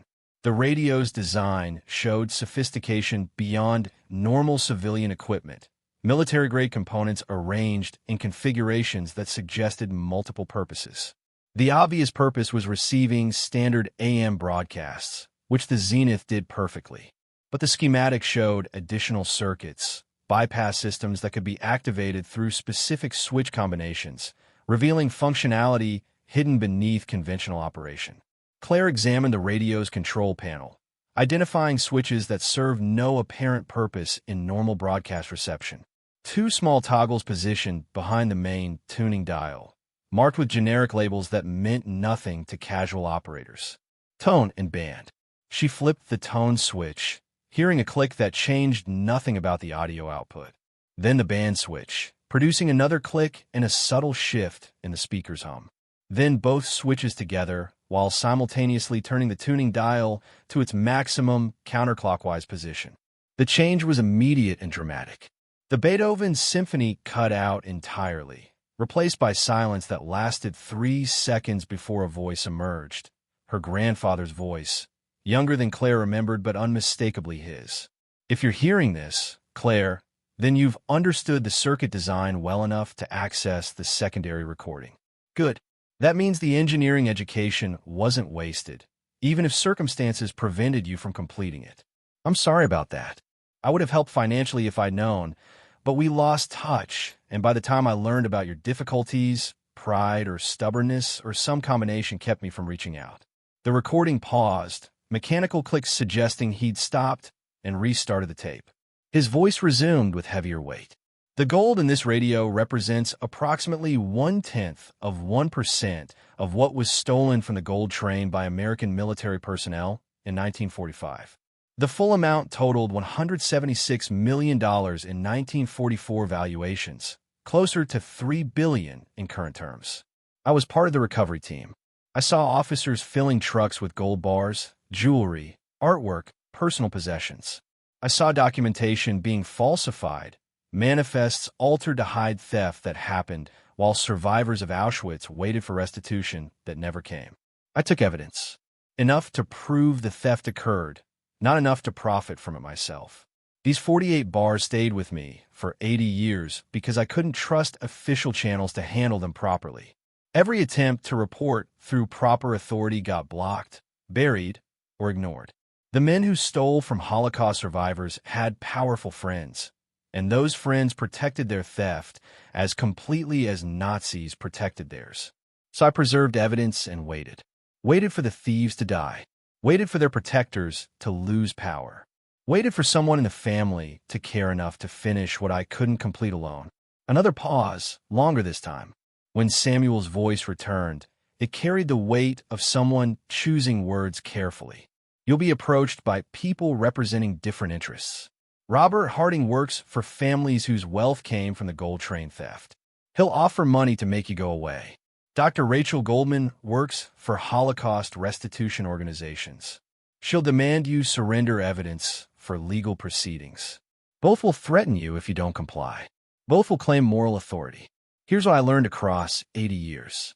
Moral authority doesn't exist in systems built to serve power. The same institutions that failed Holocaust survivors in 1945 have failed countless others since. Handing evidence to those institutions risks seeing it buried again, this time permanently. But keeping it serves no one. The gold needs to reach survivors or their heirs. The evidence needs to become public. Justice delayed for 80 years shouldn't be delayed further because one old man couldn't trust institutions. So I'm giving you a choice I couldn't make myself. You can work with Goldman, trust that international courts have improved since my attempts, accept the risk that legal proceedings might take decades and produce nothing. Or you can work with independent journalists, make everything public immediately, accept different risks that come from exposure without institutional protection. What you can't do is keep the gold or take Harding's money. That would make you complicit in theft from people who'd already lost everything. I know you're struggling. I know money would solve immediate problems, but some solutions cost more than the problems they fix. The recording clicked off with mechanical finality. Claire stood in her small apartment, hands shaking, tears streaming down her face without conscious decision to cry. Her grandfather had spoken across death with the same measured tone he'd used teaching her circuitry as a child, laying out complexity without dictating conclusions, trusting her to reason through to correct answers. But what was correct when both obvious paths carried risks she couldn't fully evaluate? Goldman's institutional approach might take years, might fail, might see the gold disappeared into bureaucratic processes that served interests other than justice. But independent journalists could be bought, manipulated, or simply drowned out by media noise that consumed outrage without producing change. Maya had finished homework and was watching Claire with concern that children showed when they sensed adult distress exceeding normal bounds. "Mom, are you okay?" "No, baby. But I will be. We will be." The conviction in those words came from somewhere deeper than rational assessment, ancestral stubbornness that refused to accept that impossible situations had no solutions. Samuel Bennett had navigated 80 years of impossible situation and preserved evidence despite pressure and threat. Claire could navigate a few days of the same. She pulled out her laptop, opening the encrypted file where she'd documented everything, adding transcription of her grandfather's recording. Then she began new research, searching for independent investigative journalists with track records of handling sensitive material, publications that had successfully exposed institutional corruption despite pressure and threat. The search returned dozens of possibilities. ProPublica, The Intercept, European outlets specializing in financial crime and historical justice. Claire began composing emails, careful messages that revealed enough to establish credibility without exposing so much that premature disclosure would compromise her position. Subject: Evidence of Holocaust asset theft by American military personnel. 1945 present. I am in possession of physical evidence and documentation proving that American military officers stole approximately $176 million in gold and valuables from the Nazi gold train in 1945. This theft was concealed through falsified military records and has been actively suppressed for 8 decades. I have gold bars, encryption keys, coordinates, and recorded testimony from a direct witness to the theft. I am seeking publication partnership with a journalist or organization that can verify this evidence, protect sources, and pursue the story despite likely resistance from powerful interests. Time is critical. Multiple parties are aware of this evidence and are attempting to either suppress or control its release. Please respond if interested. I can provide preliminary verification materials to establish credibility. Claire read the email 3 times, editing for clarity and impact, removing details that could identify her before she'd secured protection, then hitting send to 5 different outlets simultaneously. The responses began arriving within an hour. 4 automated acknowledgments promising review within standard timeframes. 1 direct reply from a senior investigative reporter at a major European newspaper. Ms. Bennett, I've been investigating gold train theft allegations for 12 years. If you have what you claim, this could be the breakthrough that proves systemic corruption. I could be in your city within 48 hours. But I need preliminary verification before committing resources to investigation. Can you provide photographs of the gold bars, any documentation, anything that establishes this isn't an elaborate hoax? I'm on a tight deadline. Other parties are demanding I surrender evidence by tomorrow morning. If you're serious about this story, I need commitment now, not 48 hours from now. The reply came fast enough to suggest the reporter had been waiting by his email. I'm committed. Leaving for airport in 1 hour. I'll be in your city by 8 p.m. tonight. Can you meet me? Location of your choosing. Public place. Bring whatever verification you can safely transport. Claire felt something shift, momentum building toward commitment that couldn't be reversed once made. This was at the decision point where theoretical options crystallized into actual choice. Work with a journalist meant going public, burning bridges with both Harding and Goldman, accepting whatever consequences emerged from exposure. But her grandfather's voice echoed through memory, measured and certain. Make everything public immediately. Accept risks that come from exposure without institutional protection. She typed a response. There's a 24-hour diner called Morton's on Hamilton Street. I'll be there at 8:30 p.m. in the back corner booth. I'll have preliminary materials. You bring credentials and a plan for protecting me and my daughter once this goes public. The reporter's confirmation arrived immediately. See you at 8:30. Bring everything you can. This story is going to change things. Claire closed the laptop, adrenaline and terror combining in a state that felt distantly familiar from the months before her life collapsed, when she'd still believed bold action could produce positive outcomes. That belief had been beaten out of her by unemployment and poverty and the steady erosion of hope. But maybe it had only been dormant, waiting for circumstances that required resurrection. Maya looked up from the book she'd started reading.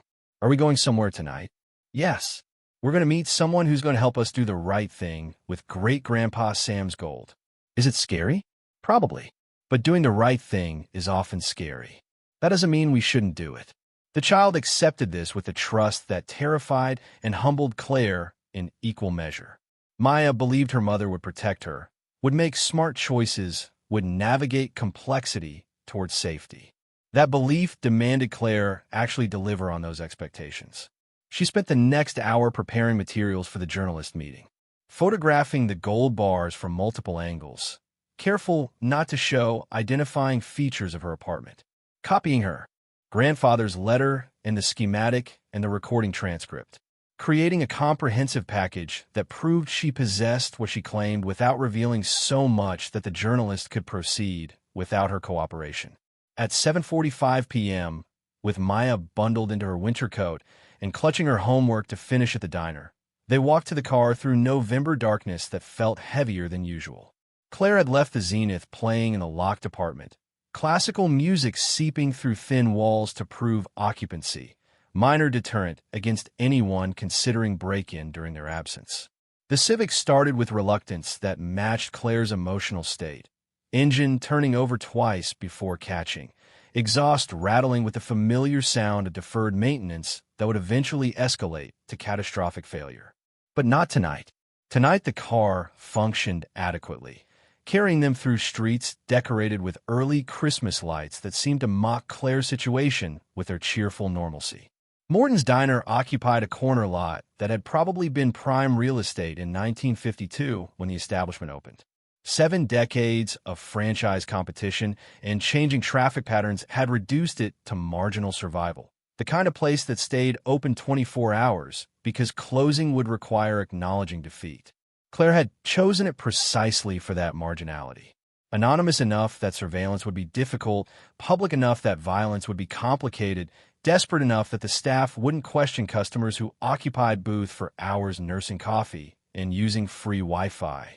They entered through glass doors whose pneumatic closers had long since lost their pressure, requiring manual effort to push open and prevent from slamming shut. The interior smelled of coffee and frying oil and industrial cleaning solution, comforting in its consistency with every diner Claire had ever visited. Maya slid into the back corner booth without prompting, spreading her homework across the table's chipped formica surface. Claire ordered hot chocolate for Maya and coffee for herself from a waitress who looked like she'd been working this shift since the Carter administration, her expression suggesting she'd seen everything and been disappointed by all of it. At 8:27 p.m., a man entered who didn't match the diner's usual clientele.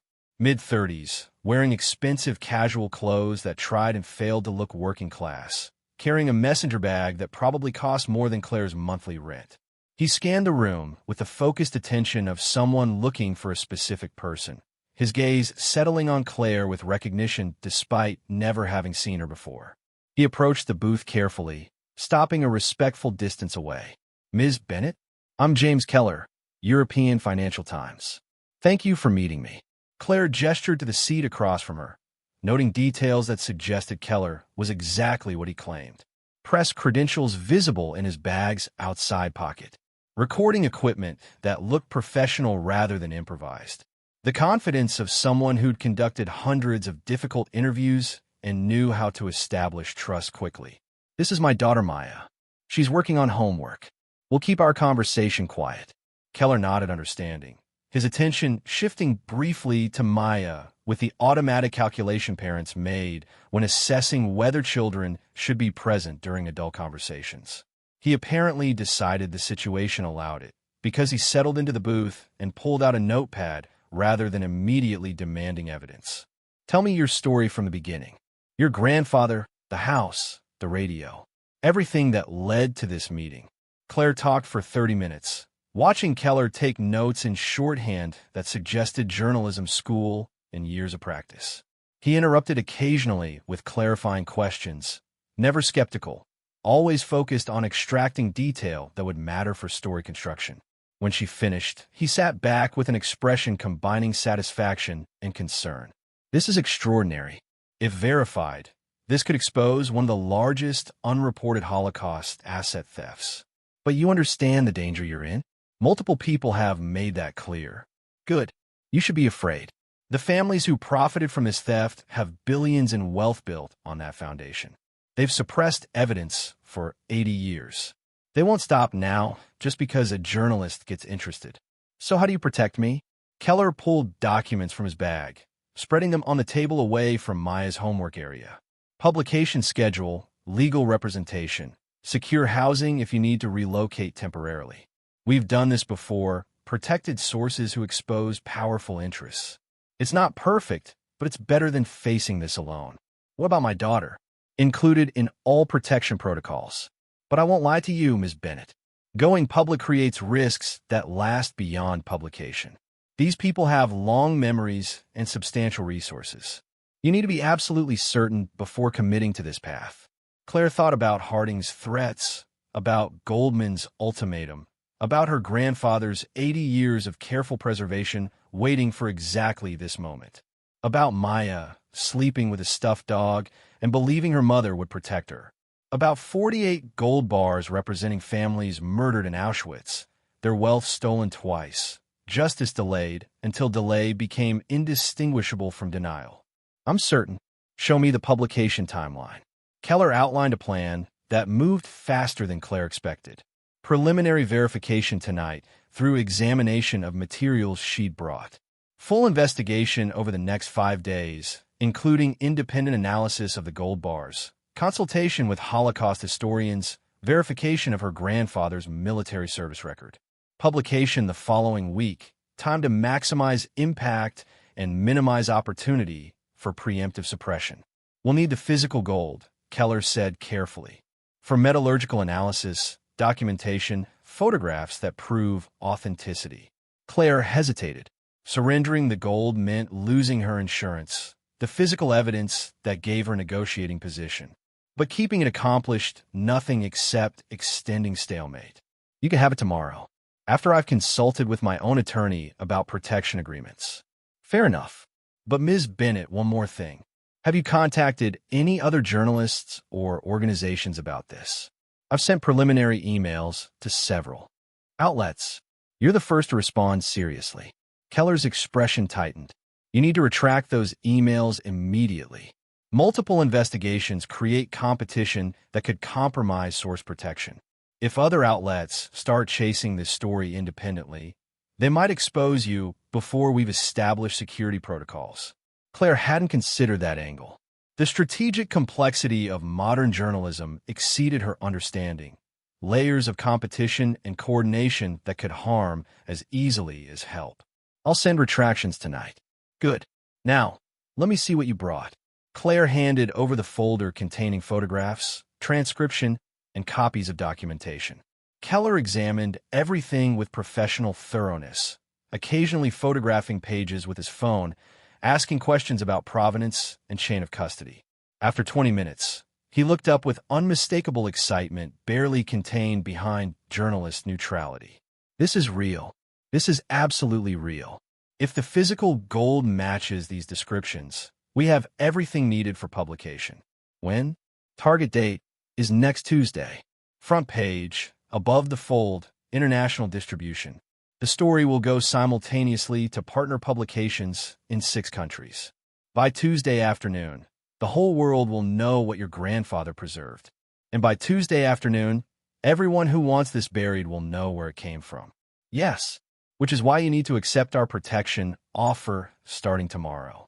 We'll move you and your daughter to secure housing, provide legal representation, coordinate with law enforcement about credible threats. Claire looked at Maya, still focused on math problems, innocent of the machinery being set in motion around her. The child deserved safety more than Claire deserved justice.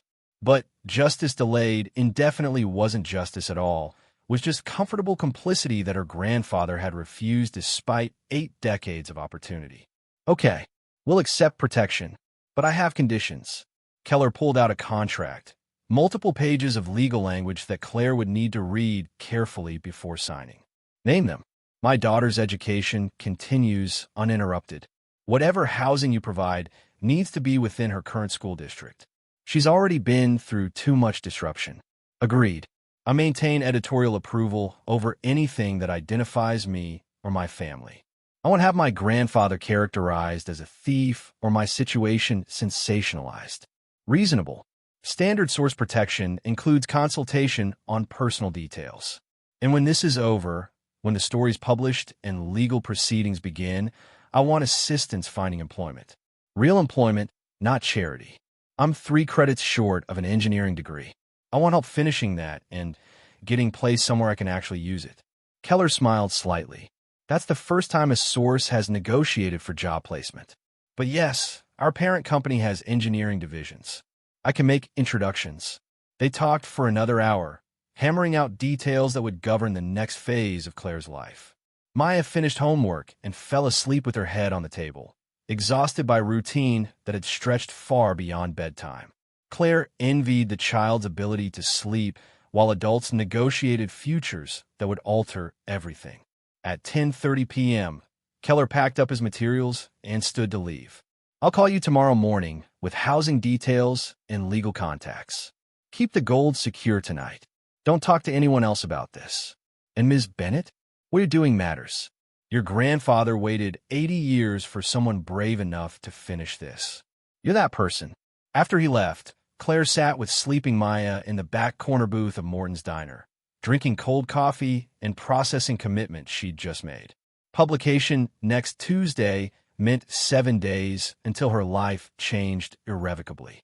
7 days to prepare, to secure important documents, to explain to Maya in age-appropriate terms why they needed to move temporarily. 7 days until Robert Harding and Rachel Goldman and everyone else pursuing this gold learned they'd been outmaneuvered by a desperate single mother who'd chosen exposure over safety. Her phone buzzed with a text from Harding's number. Time's running out, Ms. Bennett. Make the smart choice before circumstances force my hand. Claire typed her response with hands that no longer shook. I made my choice. You'll find out what it is next Tuesday. Don't contact me again. She blocked the number before he could reply.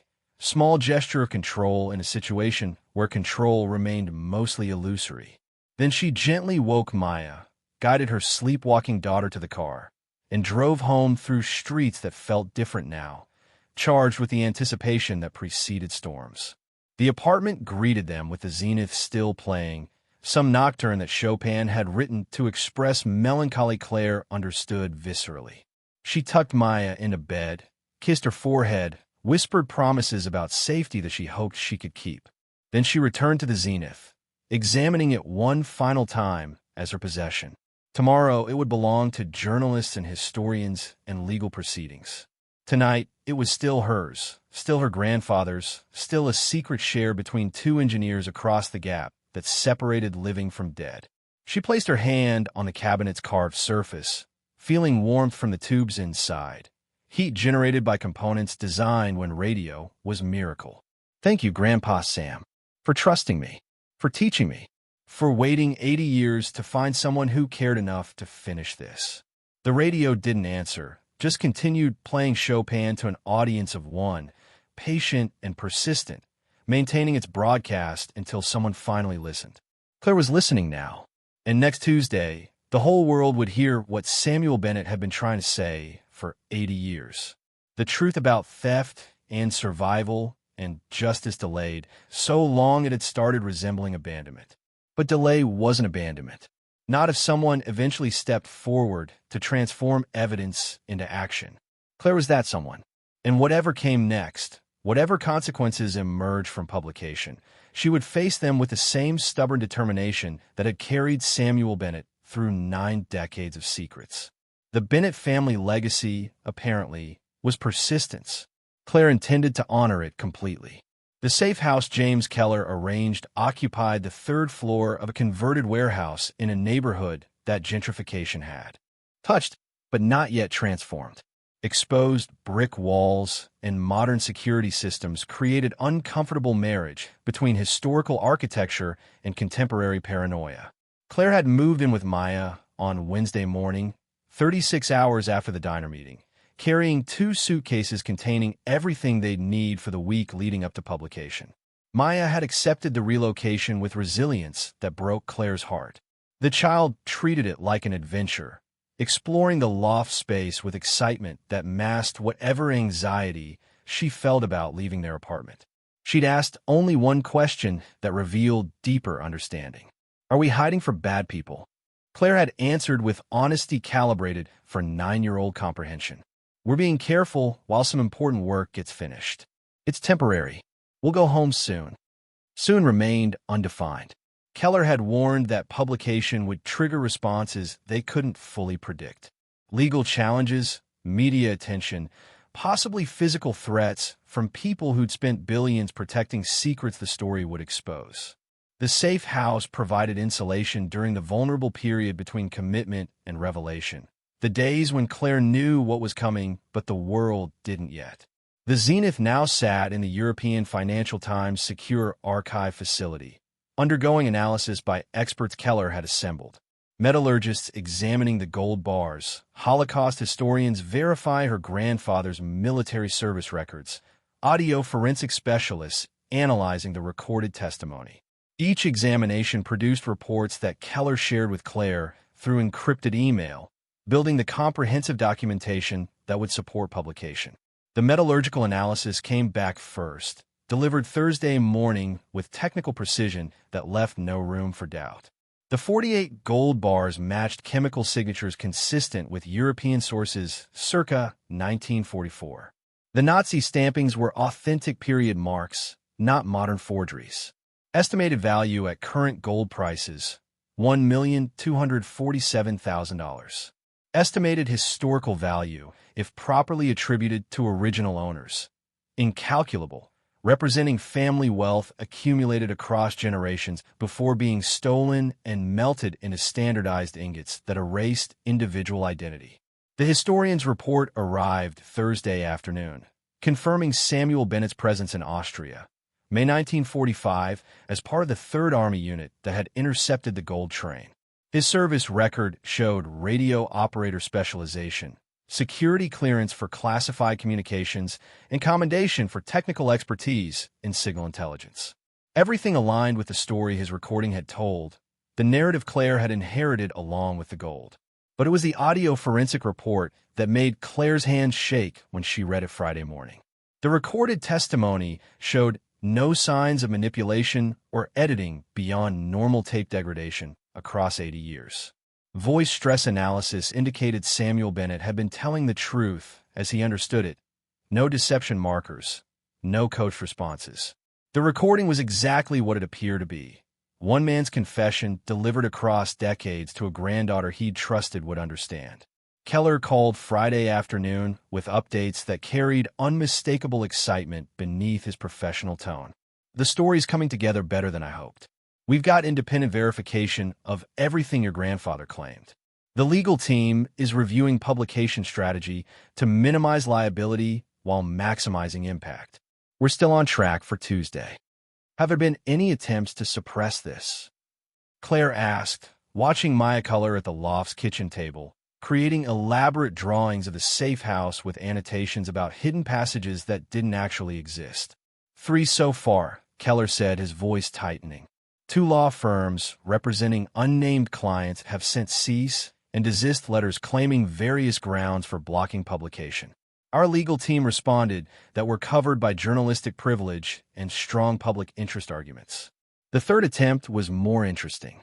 Someone contacted our publisher directly, offering substantial advertising buy in exchange for delaying the story pending additional verification.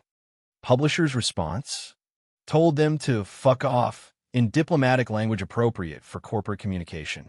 This story's happening, Claire. Nothing's stopping it now. After the call ended, Claire stood at the loft's industrial windows watching afternoon light paint the warehouse district in amber tones that suggested transition between states. In 4 days, her life would transition from private struggle to public exposure.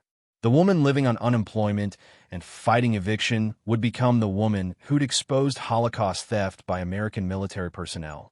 Her grandfather would transition from forgotten veteran to historical witness. Maya would transition from anonymous child to daughter of someone important enough to threaten. Those transitions carried weight Claire couldn't fully calculate.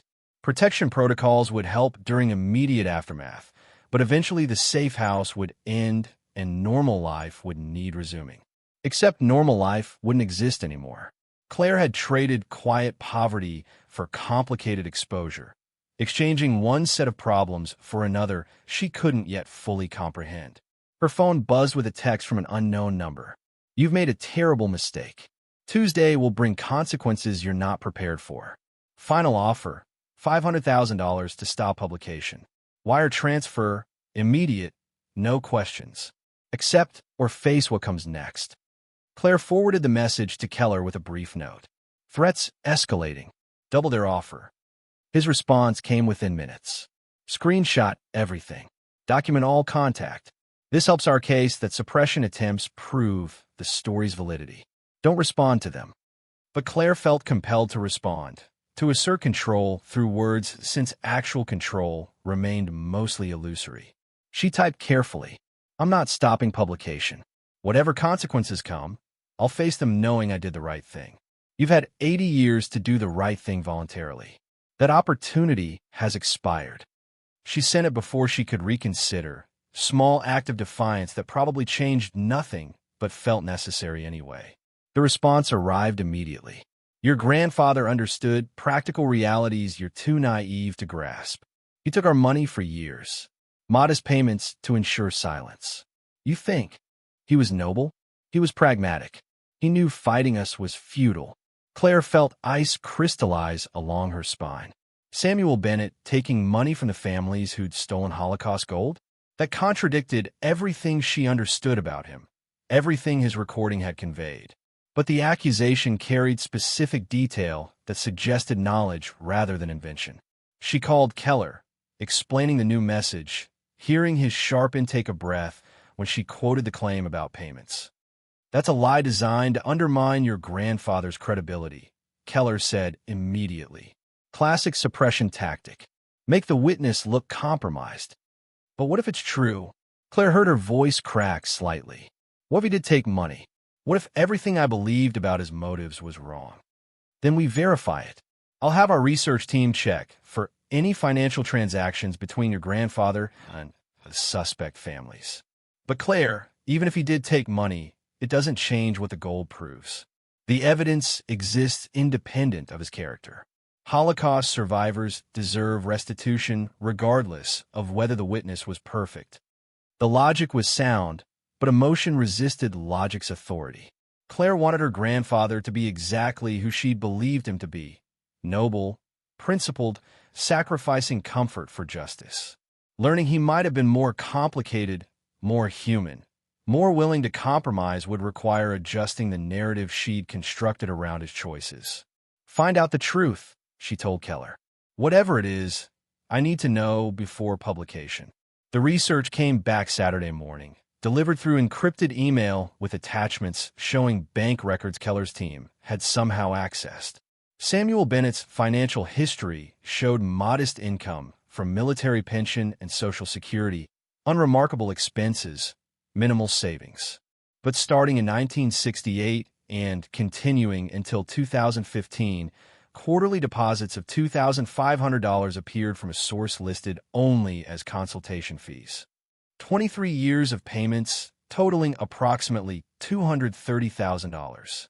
Not enough to dramatically change his lifestyle, but enough to supplement pension income to make difference between poverty and stability in old age.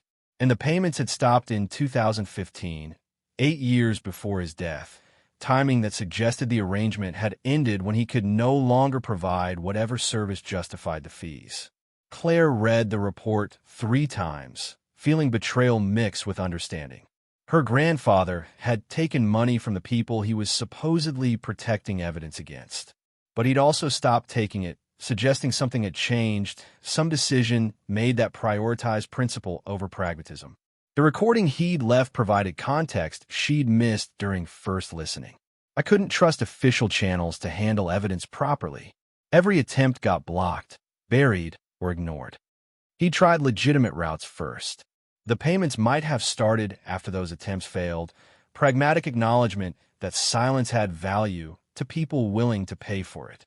But then he'd stopped accepting payment and started preparing evidence for eventual exposure. What had changed between 2015 and his death to motivate that transition? Claire called Keller with a theory that felt right despite incomplete information. He was dying, or thought he was dying. The payments stopped when he realized time was running out to do the right thing. Medical records would confirm that, Keller said. I'll check.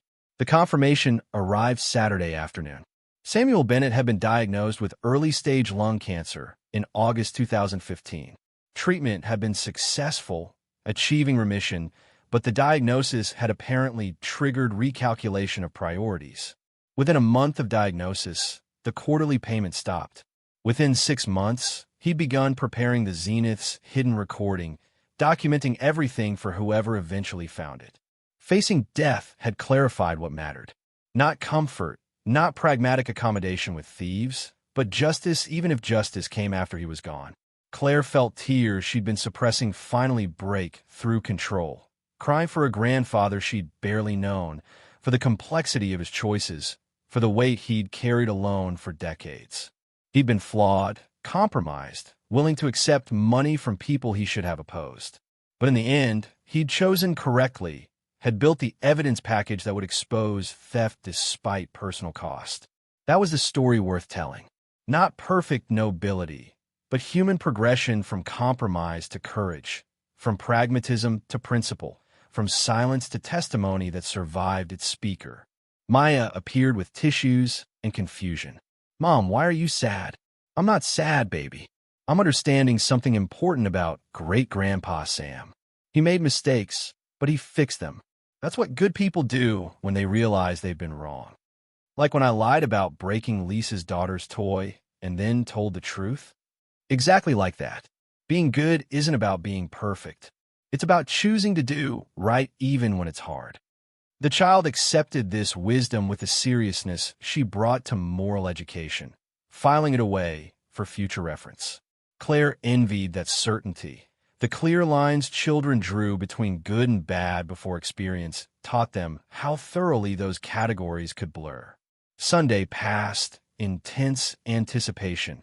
The final day before publication week began. Keller sent the completed article for Claire's review, 8,000 words that told her grandfather's story with journalistic precision that somehow captured emotional truth alongside factual accuracy. The opening paragraph set the tone for everything that followed. For 80 years, Samuel David Bennett carried a secret that weighed more than the 48 gold bars he'd hidden in a radio cabinet. The secret was simple. American military officers had stolen approximately $176 million in Holocaust assets during the liberation of the Nazi gold train in 1945, and institutional channels designed to prevent such theft had instead concealed it. Bennett, a radio operator with the Third Army, had witnessed the theft and collected evidence he spent the rest of his life protecting, waiting for the right moment to expose crimes that powerful families had worked for decades to keep buried. The article continued with meticulous detail, presenting documentation, expert analysis, and Bennett's recorded testimony. It named 3 families specifically, wealthy dynasties whose patriarchs had been officers involved in gold train recovery.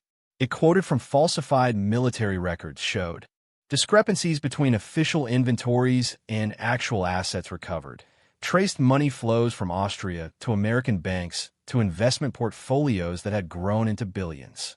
And it introduced Claire not as a hero or whistleblower, but as a granddaughter who'd inherited more than property. Claire Bennett, a 32-year-old, unemployed, single mother facing eviction, discovered her grandfather's evidence by accident while salvaging items from his estate. She chose to make that evidence public despite offers of substantial money to keep it buried, and despite threats against her and her 9-year-old daughter from parties seeking to suppress the story. Reading her own description produced strange dissociation. The woman in the article existed, but didn't fully match Claire's self-perception. She didn't feel brave or principled. She felt terrified and uncertain, making decisions because alternatives felt worse rather than because chosen path felt right. But maybe that was what courage actually looked like. Not absence of fear, but action despite it. Not certainty of correctness, but commitment to trying. She approved the article with minor edits, mainly protecting Maya's full name and specific identifying details. Keller accepted the changes immediately, confirming publication for Tuesday morning, 6 a.m. Eastern Time, simultaneous release across 6 countries and 12 partner publications. After Tuesday, you'll need to be prepared for media attention, Keller warned during their final pre-publication call. Requests for interviews, photographers camping outside, wherever you're living, possibly hostile contact from people whose families are named in the story. We'll provide media training tomorrow, help you develop responses to likely questions. And after that, after the initial attention fades, the legal proceedings begin. Holocaust restitution organizations will file suit against the named families. You'll be called as a witness. The process could take years. But there's also the finder's fee I mentioned. If assets are recovered, you're entitled to compensation for bringing forward evidence. That could be substantial. Substantial remained undefined, but Claire understood the implications. If billions in stolen assets got traced back to source, if courts ruled in favor of restitution, if the legal machinery actually functioned as designed, then her family's financial situation could transform from desperate to stable. But that outcome required many conditional clauses to resolve favorably across years of litigation. For now, Claire's immediate concern was surviving Tuesday and the chaos that would follow. Monday brought media training that felt like preparing for combat. Keller's colleague, a woman named Sandra Chun who specialized in source protection, drilled Claire on response protocols with the intensity of a military instructor preparing soldiers for battle. Never confirm specific details beyond what's in the article. Never speculate about things you don't know for certain. Never express emotion beyond calm professionalism. The moment you cry or show anger, that becomes the story instead of the theft. They practiced likely questions until Claire could deliver responses automatically. How did you feel discovering the gold? Became, I felt obligated to honor my grandfather's intention that this evidence reach the public. What do you say to the families named in the article? Became, I say the same thing my grandfather would say. Holocaust survivors deserve justice, and theft by Americans was as wrong as theft by Nazis. Maya sat in the corner during training, coloring and listening, absorbing adult conversation with the careful attention children brought to situations that would affect their lives. After Sandra left, the child approached with a question that demonstrated exactly how much she'd understood. Mom, are people going to be mean to us because of what you're doing? Claire knelt to eye level, taking her daughter's hands. Some people might be. People don't like it when you expose things they wanted to keep hidden. But most people will understand we're doing something important. And the people whose opinions matter will support us. What about kids at school? Will they know? The question cut through Claire's careful preparation. She'd been focused on media and legal consequences, hadn't fully considered how 9-year-old social dynamics would absorb this story. Children could be cruel when they sense difference, and Maya would definitely be different after Tuesday. They might know. If anyone says anything mean, you tell your teacher immediately. And remember, you haven't done anything wrong. You're part of something that's going to help people who were hurt a long time ago. Maya nodded slowly, processing reassurance that couldn't fully eliminate reasonable fear. Okay, but Mom, I'm scared. Me too, baby. Being scared is okay. Being scared and doing it anyway is what courage means. They spent the rest of Monday in quiet preparation, Claire organizing documents she'd need for likely legal proceedings, Maya working on homework that maintained connection to normal life that existed beyond the safe house walls. The Zenith remained in the archive facility, but Claire had downloaded her grandfather's recording to her phone, listening to it repeatedly like a talisman against doubt. His voice carried across decades with message that felt increasingly personal. You'll be approached by people representing different interests. Both will threaten you if you don't comply. Both will claim moral authority. He'd predicted this exactly, had known what Claire would face, had trusted she'd navigate it correctly. That trust felt heavier than the gold bars, more valuable than any finder's fee. Samuel Bennett had believed his granddaughter would finish what he'd started. Claire intended to prove that belief justified. Monday night brought insomnia despite exhaustion. Claire lay in the safe house bedroom, listening to city sounds filtered through industrial windows, watching digital clock advance toward Tuesday with mechanical inevitability. 11:47 p.m., 12:23 a.m., 1:56 a.m., each timestamp bringing her closer to the moment when private knowledge became public exposure. At 3:30 a.m., she abandoned attempts at sleep, moving to the kitchen where she made coffee and opened her laptop. The European Financial Times website showed normal content, business news, and market analysis and features about economic trends. But in 3 hours, the homepage would transform, leading with a story that would dominate news cycles and reshape Claire's existence. She refreshed the page obsessively as 6 a.m. approached, watching the clock in her laptop's corner tick toward publication. 5:58, 5:59, 6 o'clock, refresh. The homepage exploded with the story. Massive headline across the top. American officers stole $176 million in Holocaust assets. Evidence hidden for 80 years finally surfaces. Below it, a photograph of the Zenith console, innocent-looking cabinet that had concealed extraordinary secret. And below that, the article's opening paragraphs, carefully crafted words that would be read by millions before the day ended. Claire sat motionless, coffee growing cold in her cup, watching her grandfather's story spread across the internet with viral velocity. Within minutes, the article appeared on news aggregation sites. Within an hour, television networks were reading excerpts on morning shows. By 8 a.m., Claire's phone was ringing constantly with media requests. Her number had somehow leaked despite protection protocols. She ignored the calls, following Sandra Chin's instructions to let Keller's team handle media coordination. But she couldn't ignore the text messages that began arriving from numbers she didn't recognize, some supportive, others threatening, all of them proving that the story had penetrated public consciousness exactly as intended. Thank you for honoring your grandfather's courage. You've destroyed innocent families based on unverified allegations. My grandmother survived Auschwitz. This story gives me hope that justice is still possible. You'll regret this. Some secrets should stay buried. The messages continued throughout Tuesday morning, hundreds of them, overwhelming her phone's capacity to display notifications. Claire eventually turned it off entirely, retreating to the relative silence of the safe house where Maya was having breakfast, blissfully unaware that her mother had just become internationally notable. Keller called on the burner phone he provided for essential communication. His voice carried satisfaction that transcended professional accomplishment. It's everywhere. Every major outlet is covering this. The families we named have issued denials, but the evidence is too strong. 3 Holocaust restitution organizations have already announced they're pursuing legal action. This is exactly the impact we wanted. What happens now? You stay in the safe house for at least another week. Let the initial frenzy die down before you surface publicly. I'll coordinate interview requests, selecting outlets that will treat you fairly.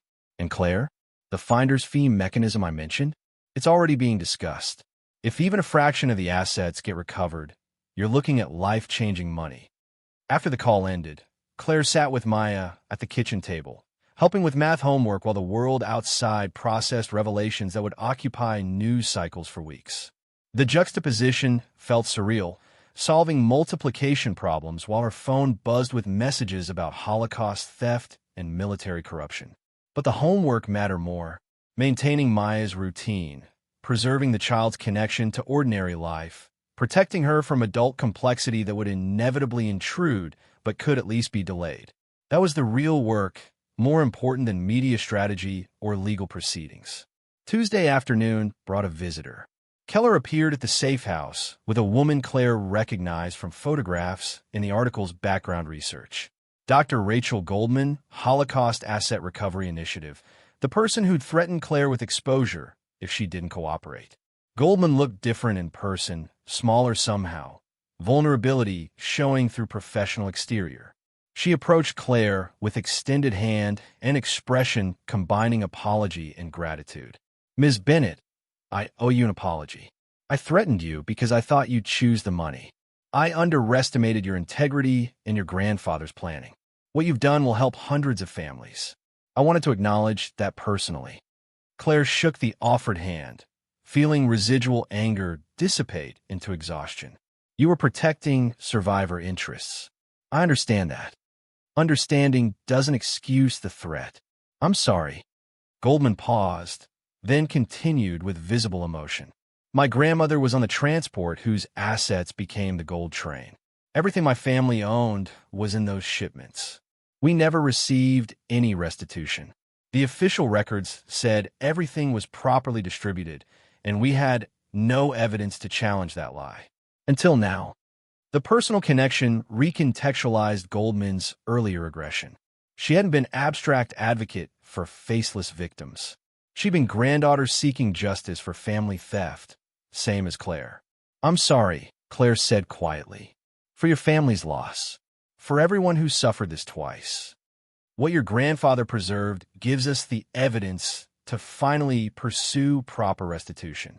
That matters more than I can express." Goldman pulled out a folder, handing it to Claire. "These are preliminary filings for the legal cases we're initiating.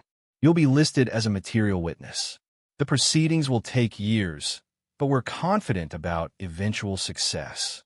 Claire accepted the folder without opening it, legal complexity that could wait for later processing.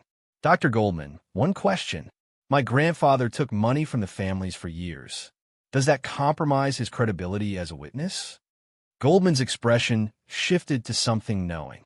"We're aware of the payments. They don't compromise anything. Your grandfather tried legitimate channels first.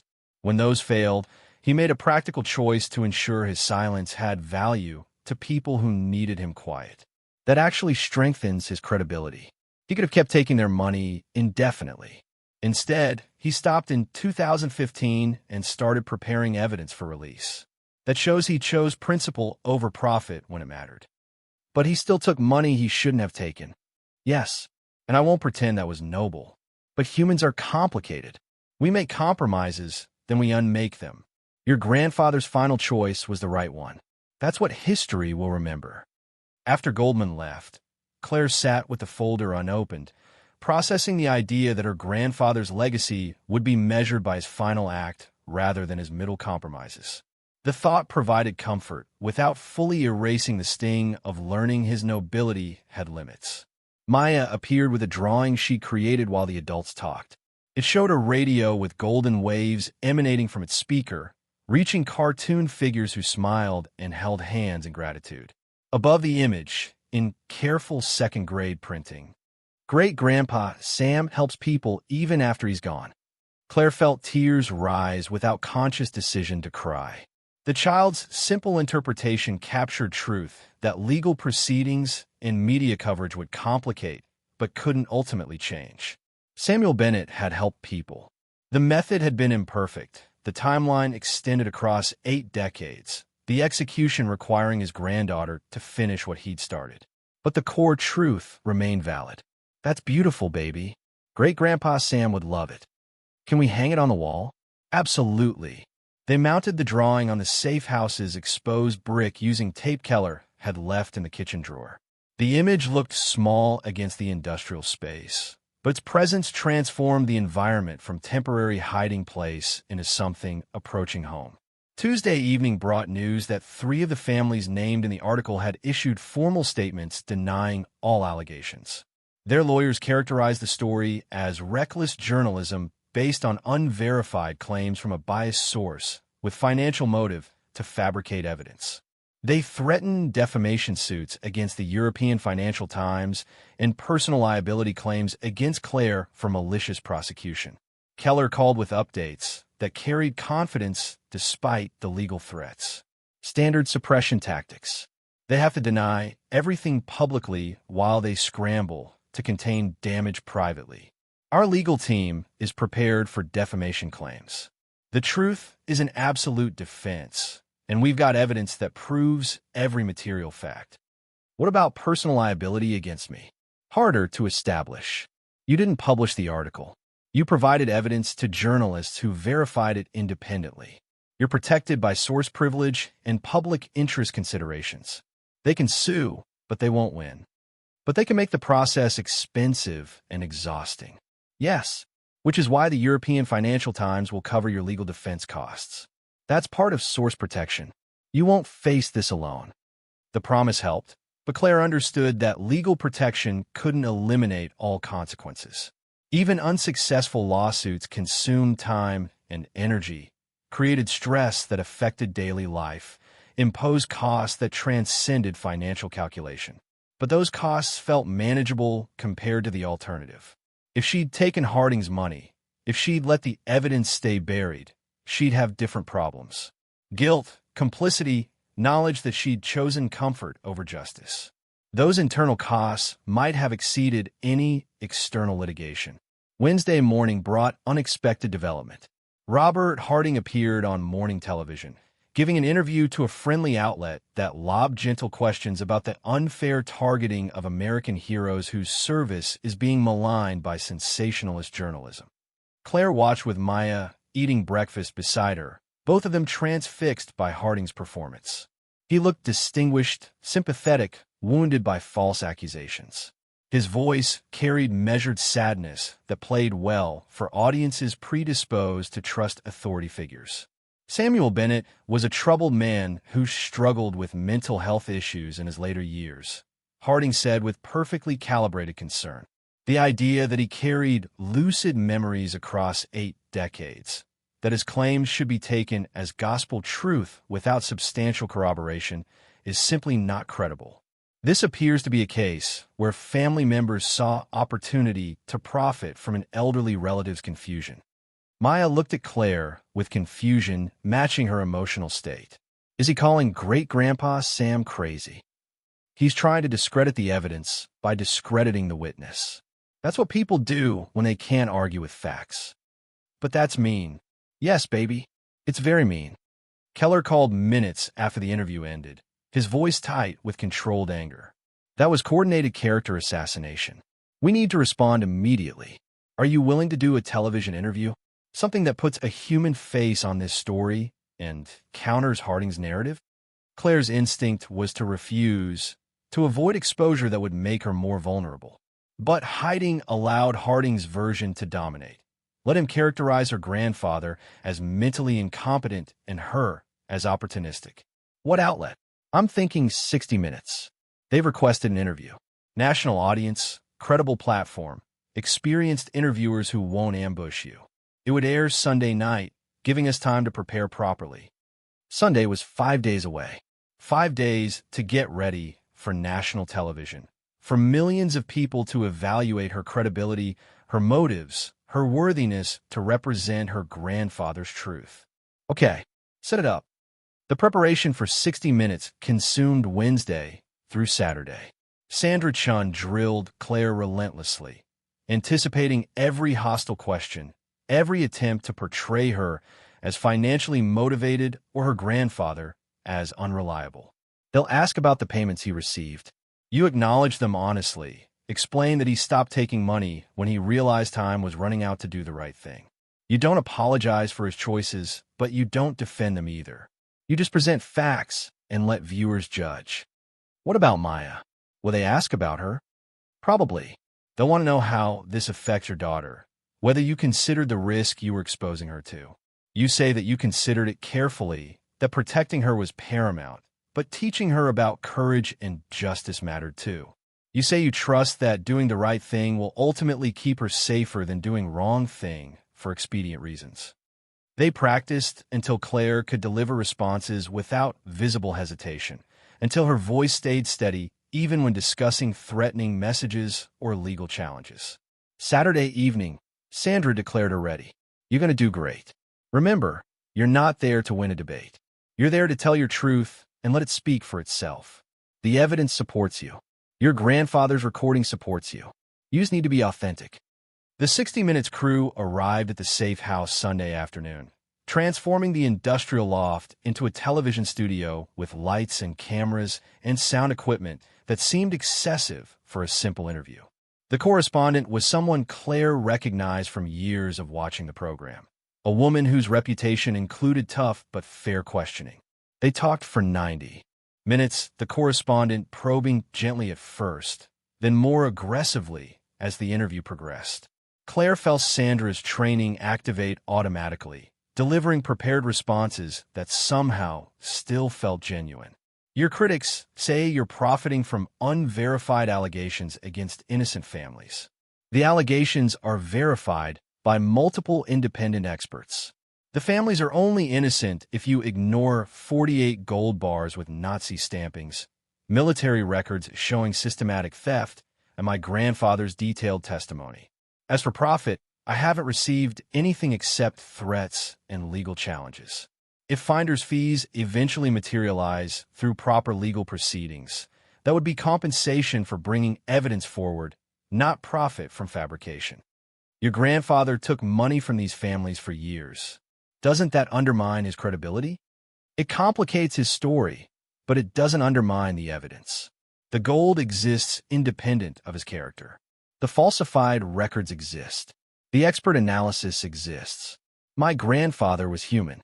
He made compromises for years, then chose principle when it mattered most. That's not a perfect story, but it's a true one. You've put your daughter at risk by going public with this. Some would say that's irresponsible parenting. Claire felt emotion rise, pushed it down through force of what Sandra had trained into her. I've thought about that every day since making this decision, but I keep coming back to what I want to teach Maya about right and wrong. If I'd taken the money to stay quiet, I'd be teaching her that injustice is acceptable if the price is right. By doing this, I'm teaching her that some things matter more than safety or comfort. Yes, there are risks, but there are also risks in teaching your children that moral courage has no value. The correspondent's expression softened slightly, suggesting Claire had navigated that question successfully. They continued for another 30 minutes, covering details about the discovery, the verification process, the legal proceedings that were beginning. When the crew finally packed up and left, Claire collapsed on the couch with exhaustion that felt like physical illness. Maya curled up beside her, both of them too tired to speak, just existing together in the aftermath of performance that would be edited down to 15 minutes of airtime. The segment aired Sunday night at its usual time slot. Claire watched with Maya and Keller in the safe house, seeing herself on screen with the dissociation that came from viewing your own image mediated through cameras and editing. The editing was fair, presenting Claire's responses in context, including enough of the correspondent's tough questions to show the interview hadn't been softball, but ultimately constructing a narrative that supported Claire's position.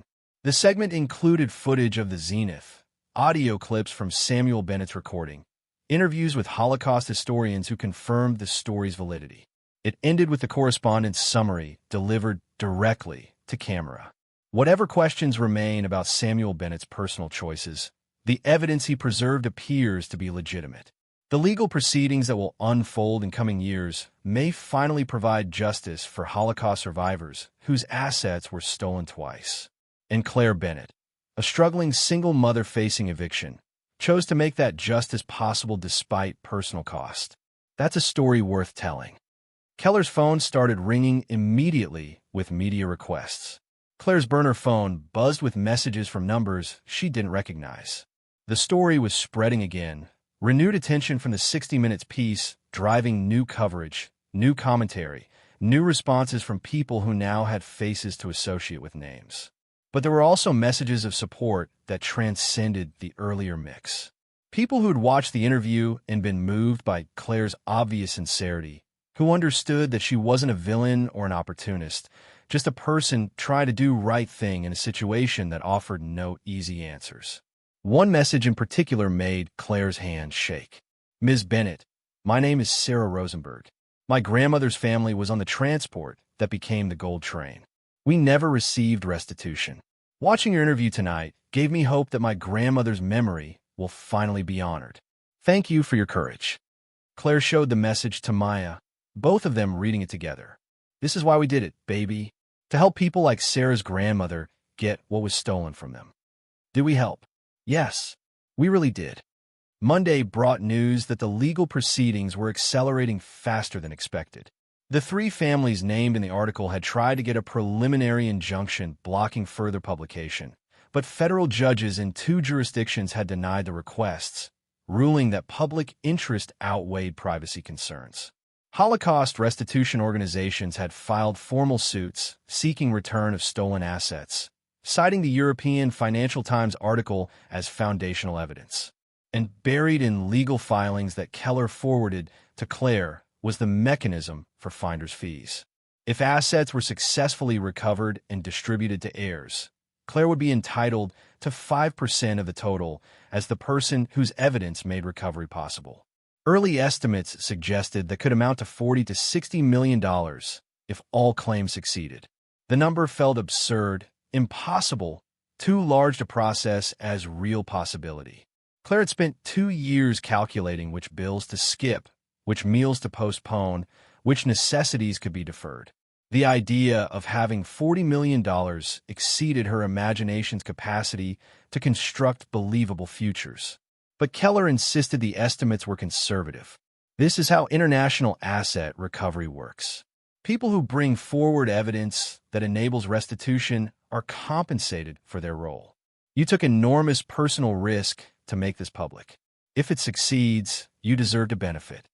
Tuesday afternoon, 1 week after publication, Keller called with news that required in-person delivery. He arrived at the safe house with expression combining excitement and concern in ways that suggested complicated developments. "I've got good news and challenging news. Which do you want first?" "Good news. I could use some." 2 of the 3 families have approached us about settlement negotiations. They're not admitting guilt, but they're willing to discuss legacy cleanup in exchange for structured agreements. If those negotiations succeed, we could see substantial funds moving toward restitution within months instead of years. Claire processed this, trying to understand implications. They want to settle rather than fight. They want to avoid discovery proceedings where more evidence might surface. They want to control the narrative while they still can. Settlement lets them claim they're doing the right thing voluntarily rather than being forced through litigation. And the challenging news? Keller's expression tightened. The third family, the Harding family specifically, is going the opposite direction. They filed a massive defamation suit against the European Financial Times, our parent company, me personally, and you. They're seeking $200 million in damages, plus restraining orders, preventing further publication. Claire felt the room tilt slightly. $200 million?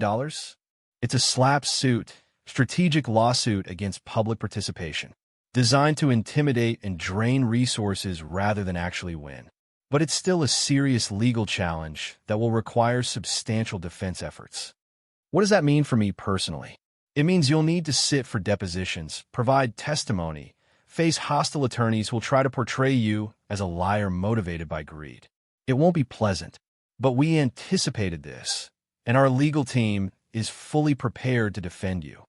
Maya had been listening from the kitchen table, her homework forgotten. She approached Claire with a question that cut through legal complexity to emotional core. "Mom, are the bad people going to win?" Claire pulled her daughter close, forcing confidence she didn't entirely feel. "No, baby. Bad people don't win when good people stand up to them. It might take time, but truth is stronger than lies." The child accepted this reassurance, returning to homework with the resilience that constantly amazed Claire. How did 9-year-olds maintain faith that justice prevailed when adult experience taught exactly the opposite? Wednesday brought another development that changed everything. The FBI announced they were opening a criminal investigation into the gold train theft based on evidence presented in the European Financial Times article. A special agent appeared on news broadcasts explaining that statute of limitations didn't apply to certain classes of theft involving Holocaust assets, that criminal liability could extend to heirs who knowingly benefited from proceeds of documented crimes. Suddenly, the families weren't just facing civil restitution claims. They were facing potential criminal prosecution that could result in asset forfeiture, criminal records, and prison time for anyone involved in active concealment of evidence. The legal landscape transformed overnight. Settlement negotiations accelerated as families realized that criminal exposure exceeded civil liability. Within 72 hours, preliminary agreements emerged that would return an estimated $89 million to Holocaust restitution funds, pending final court approval. Not the full $176 million Samuel Bennett had documented, but more than half.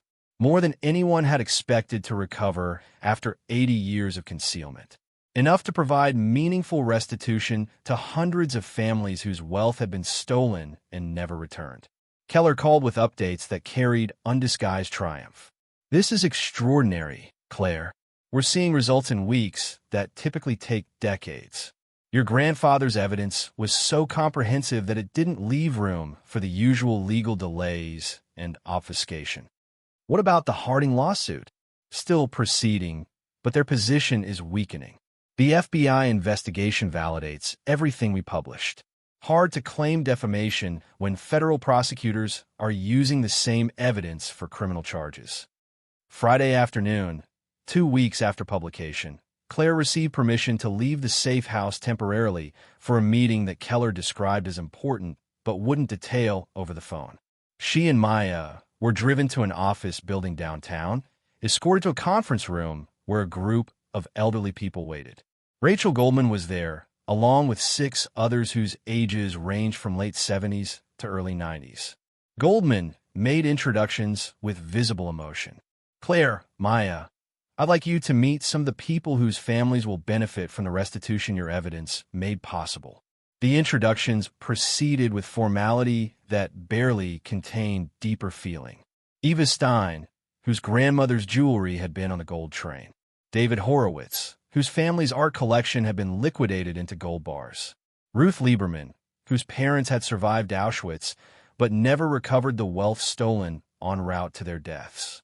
Each person carried stories that predated their own memories, inherited trauma passed down through generations, along with knowledge that justice had been denied, that theft had been compounded by institutional failure, that hope for restitution had gradually calcified into acceptance that some wrongs stayed wrong. Until now, Eva Stein approached Claire with hands that shook slightly. "My grandmother died in 1987 believing that what was stolen from our family was gone forever. She never knew that Americans had taken it, that it could have been returned. But because of you, because of your grandfather, my grandchildren will receive something. Not the full amount, but enough to know that their great-great-grandmother's memory has been honored." Claire felt tears she'd been suppressing for 2 weeks finally break through. "I'm so sorry for what happened to your family. I'm sorry it took 80 years. 80 years is better than never. My grandmother would say you and your grandfather are mention good people who did the right thing when it cost you something to do it. That matters more than timing."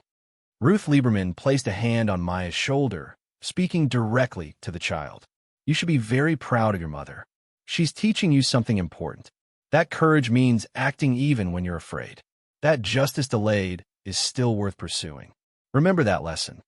Maya nodded solemnly, understanding that this moment mattered beyond normal childhood experience.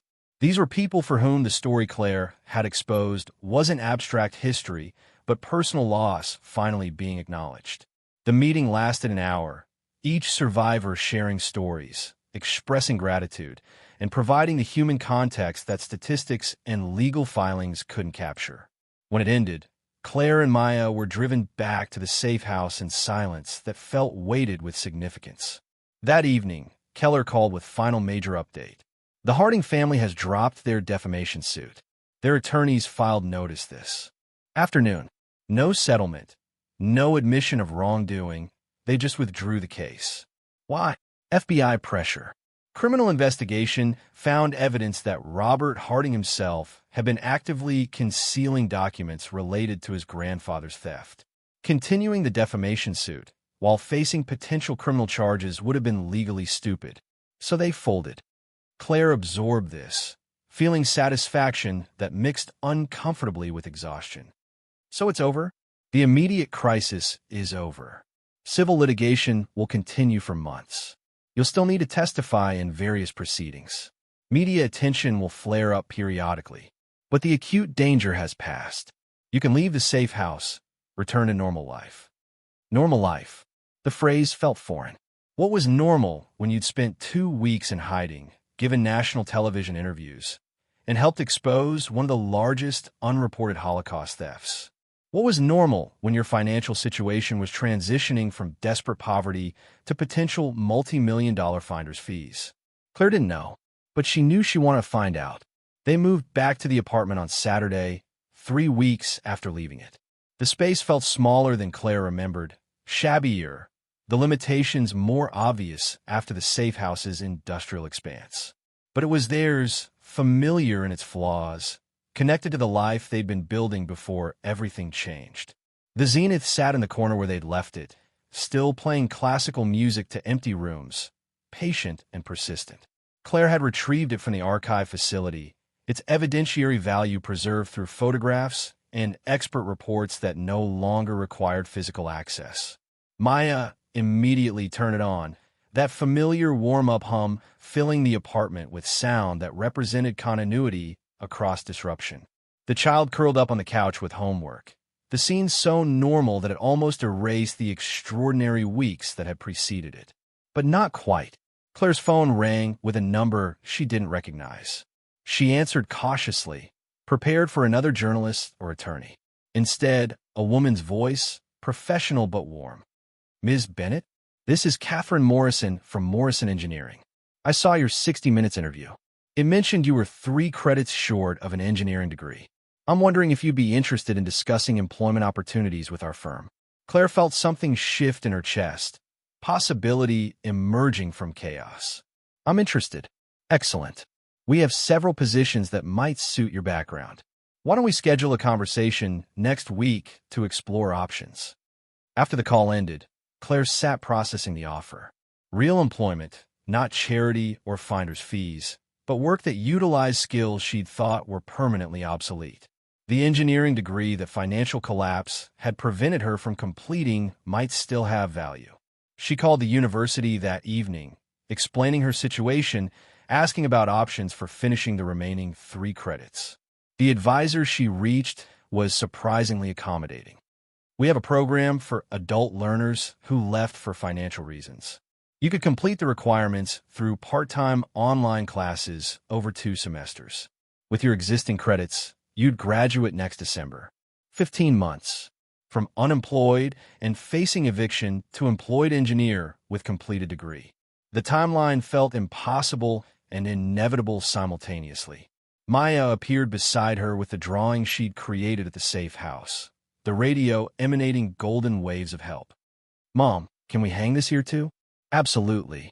They mounted it on the apartment wall using the same tape, the image looking less small against familiar surroundings than it had against industrial brick. The drawing transformed the shabby, space the same way. It had transformed the safe house from temporary shelter into something approaching permanence. That night, after Maya had fallen asleep, Claire sat with her laptop documenting the final chapter of her grandfather's story. The encrypted file had grown to over 100 pages, detailed chronicle of discovery, decision, and consequence that had unfolded across a month that felt like years. She added a final entry. Samuel David Bennett waited 80 years for someone to finish what he started. He chose me not because I was perfect, but because I was willing. He knew I'd face threats and challenges. He knew I'd doubt myself and question whether I was strong enough. But he also knew that sometimes the right person isn't the strongest or bravest. It's just the person who shows up when showing up matters. I showed up. I finished what he started. And because of that, hundreds of families will receive restitution. Holocaust survivors' memories will be honored. Justice delayed for 80 years will finally arrive. That was worth the fear. That was worth the risk. That was worth everything. Claire saved the file, backed it up to her usual 3 cloud services, then closed the laptop. The work was finished. Not the legal proceedings, not the testimony, not the ongoing consequences of publication, but the essential work, the completion of her grandfather's intention. That was done. The zenith continued playing, Chopin Nocturne filling the apartment with melancholy beauty. Claire approached it, placing her hand on the carved cabinet that had concealed so much for so long, feeling warmth from tubes that had been glowing since 1936. "Thank you, Grandpa Sam," she whispered to the radio, to memory, to the ghost she'd never stopped believing could somehow hear across whatever gap separated living from dead. "I finished it. I did what you trusted me to do." The music continued, patient response that required no words. Some messages transcended language, carried through time by determination that refused to accept that important things should stay buried just because burial was convenient. Maya stirred in her bedroom, calling out with the voice children used when half asleep. "Mom, you there?" "Right here, baby. Love you." "Love you too." Claire turned off the lights, leaving only the zenith's gentle glow illuminating the small apartment. Tomorrow would bring new challenges, ongoing litigation, media attention that flared and faded but never entirely disappeared. There would be testimony and depositions, and probably additional threats from people who still wanted the truth buried. But tonight, she could rest knowing she'd honored her grandfather's trust. She'd taken evidence he'd preserved and made it matter. She'd chosen justice over comfort, principle over pragmatism, courage over safety. She'd finished what Samuel Bennett started 80 years ago when he witnessed theft and decided to preserve evidence rather than accepting that some wrongs were too powerful to fight. She'd proven that no wrong was too powerful if someone was willing to stand against it. And most importantly, she'd taught Maya that courage wasn't the absence of fear. It was action despite fear. It was standing up when standing up cost something. That lesson would outlast the gold, the lawsuits, the media attention. That lesson would survive long after the last legal proceeding concluded and the last finder's fee was distributed. That was the real inheritance. Not 48 gold bars worth over $1 million. Not potential settlements worth tens of millions more. But knowledge that doing right mattered more than being comfortable. That justice delayed could still be justice delivered. That one person choosing to act could change outcomes that institutions had deemed unchangeable. Samuel Bennett had known that. He'd built his entire life around it, preserving evidence through 80 years of waiting for someone who understood. Claire understood now, and she makes certain Maya understood too, because that was how legacies actually worked. Not through gold or property or material inheritance, but through values transmitted across generations. Lessons taught by example, courage demonstrated through action rather than proclaimed through words. The zenith played on through the night, its broadcast reaching no one and everyone simultaneously, patient testimony that some truths were worth preserving regardless of cost. Claire fell asleep to that sound, exhausted but satisfied, knowing that tomorrow would bring new challenges but also new possibilities. Her grandfather's radio had changed everything. And everything that came next would be built on the foundation his patience had created. Thank you so much for watching until the end. If you love this story, check out the other videos on your screen now. I think you'll really enjoy them. And don't forget to subscribe if you haven't already. See you in the next story.